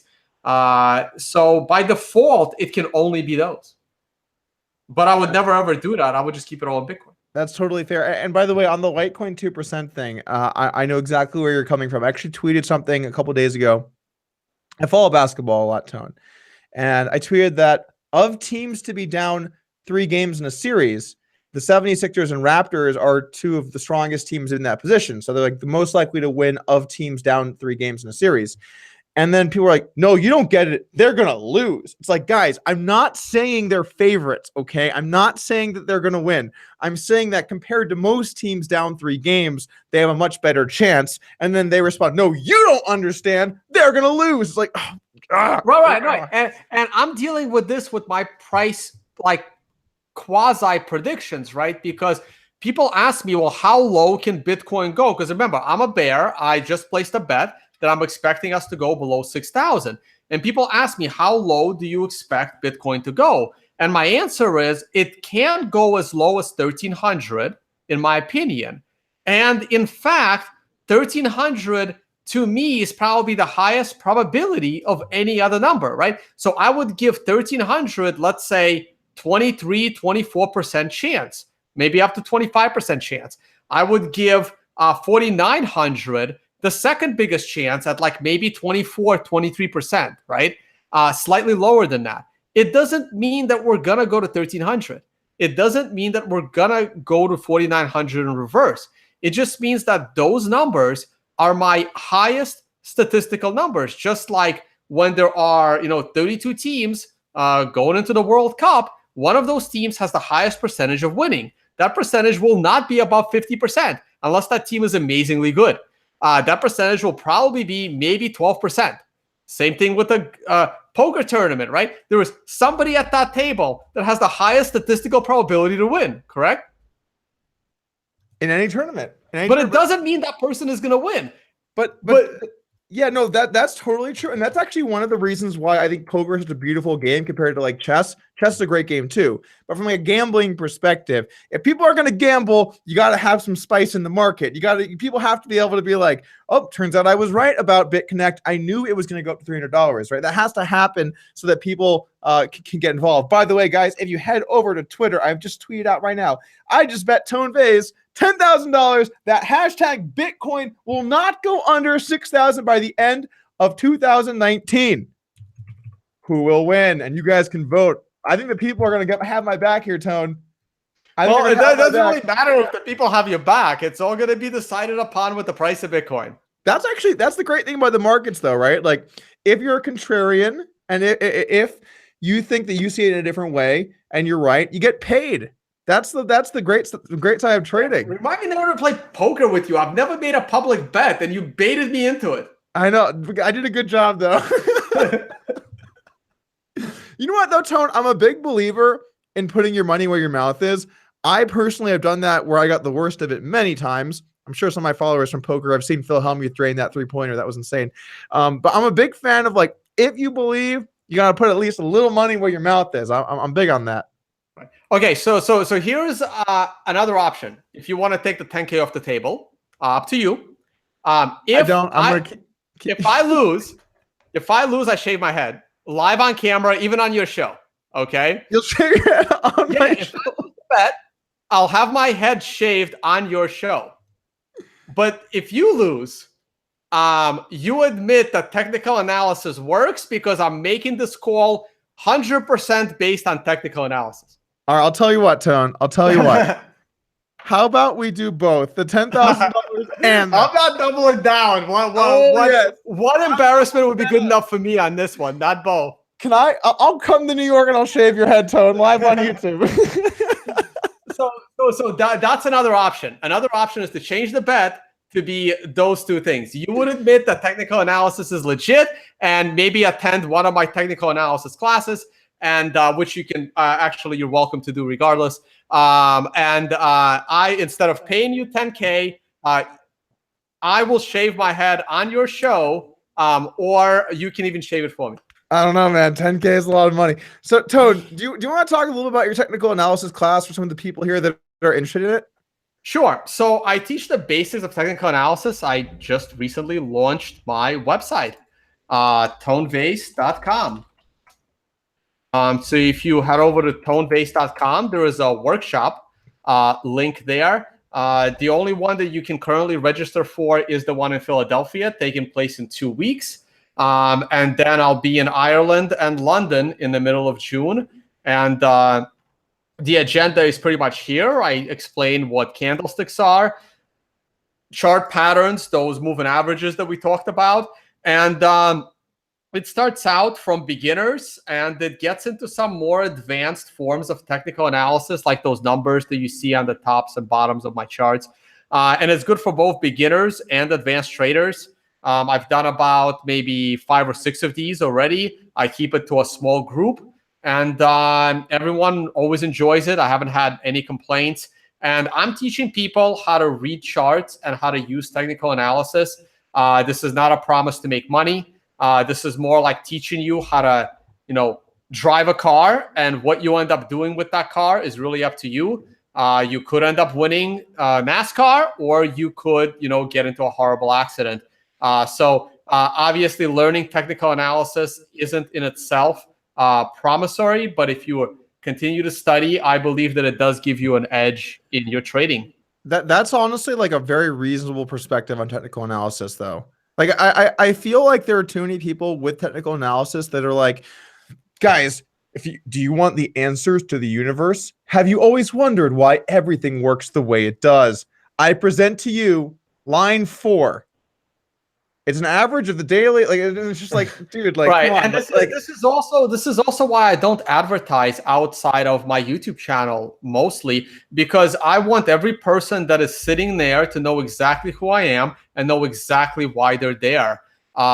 This is why I try not to work with too many outside people. I don't want anyone showing up at my workshop saying, this guy told me that if I sit here, I'll make money. And I also believe that trading is a toy for the rich. I don't believe that trading is a get-rich-quick initiative. And if the cost of my workshop is most of the money that you have, I recommend studying it online for free on your own and putting that money into better use. I would not even recommend the person to be trading. Totally fair. Makes Again, sense. no different than gambling. It's something that you do when you have the money to spare. Wise words. All right, Tone, we're gonna call it a session here. But are there any final words of anything you want to talk about? Any tips for people? No. The mic is yours, my friend. What? No, that's it. Just check out my work. Check out my YouTube channel. You can find me on YouTube as Tone Vays. Also, my Twitter handle, same thing, Tone Vays. And my legacy website is libertylifetrail.com, where there is a learn. Oh wait, I'm not. I wasn't even screen sharing. Where there is a learn trading section where everything is for free. You tried to screen share earlier. I'm about to. I'll just throw it on real quick right now. There is a learn trading section. This is all free. You can learn it yourself. Learn the basics of technical analysis and the tools that I like. And my newly launched site, tonevays.com/workshop. There will be a link when you go to tonevays.com. And this is where you could register for my next workshop in Philadelphia. It's a full day of learning technical analysis. Awesome. All right, Tone, I want to say thanks again for joining today. I had a great time. It was normally what happens is I have a schedule of things and then I kind of go through them as we go through.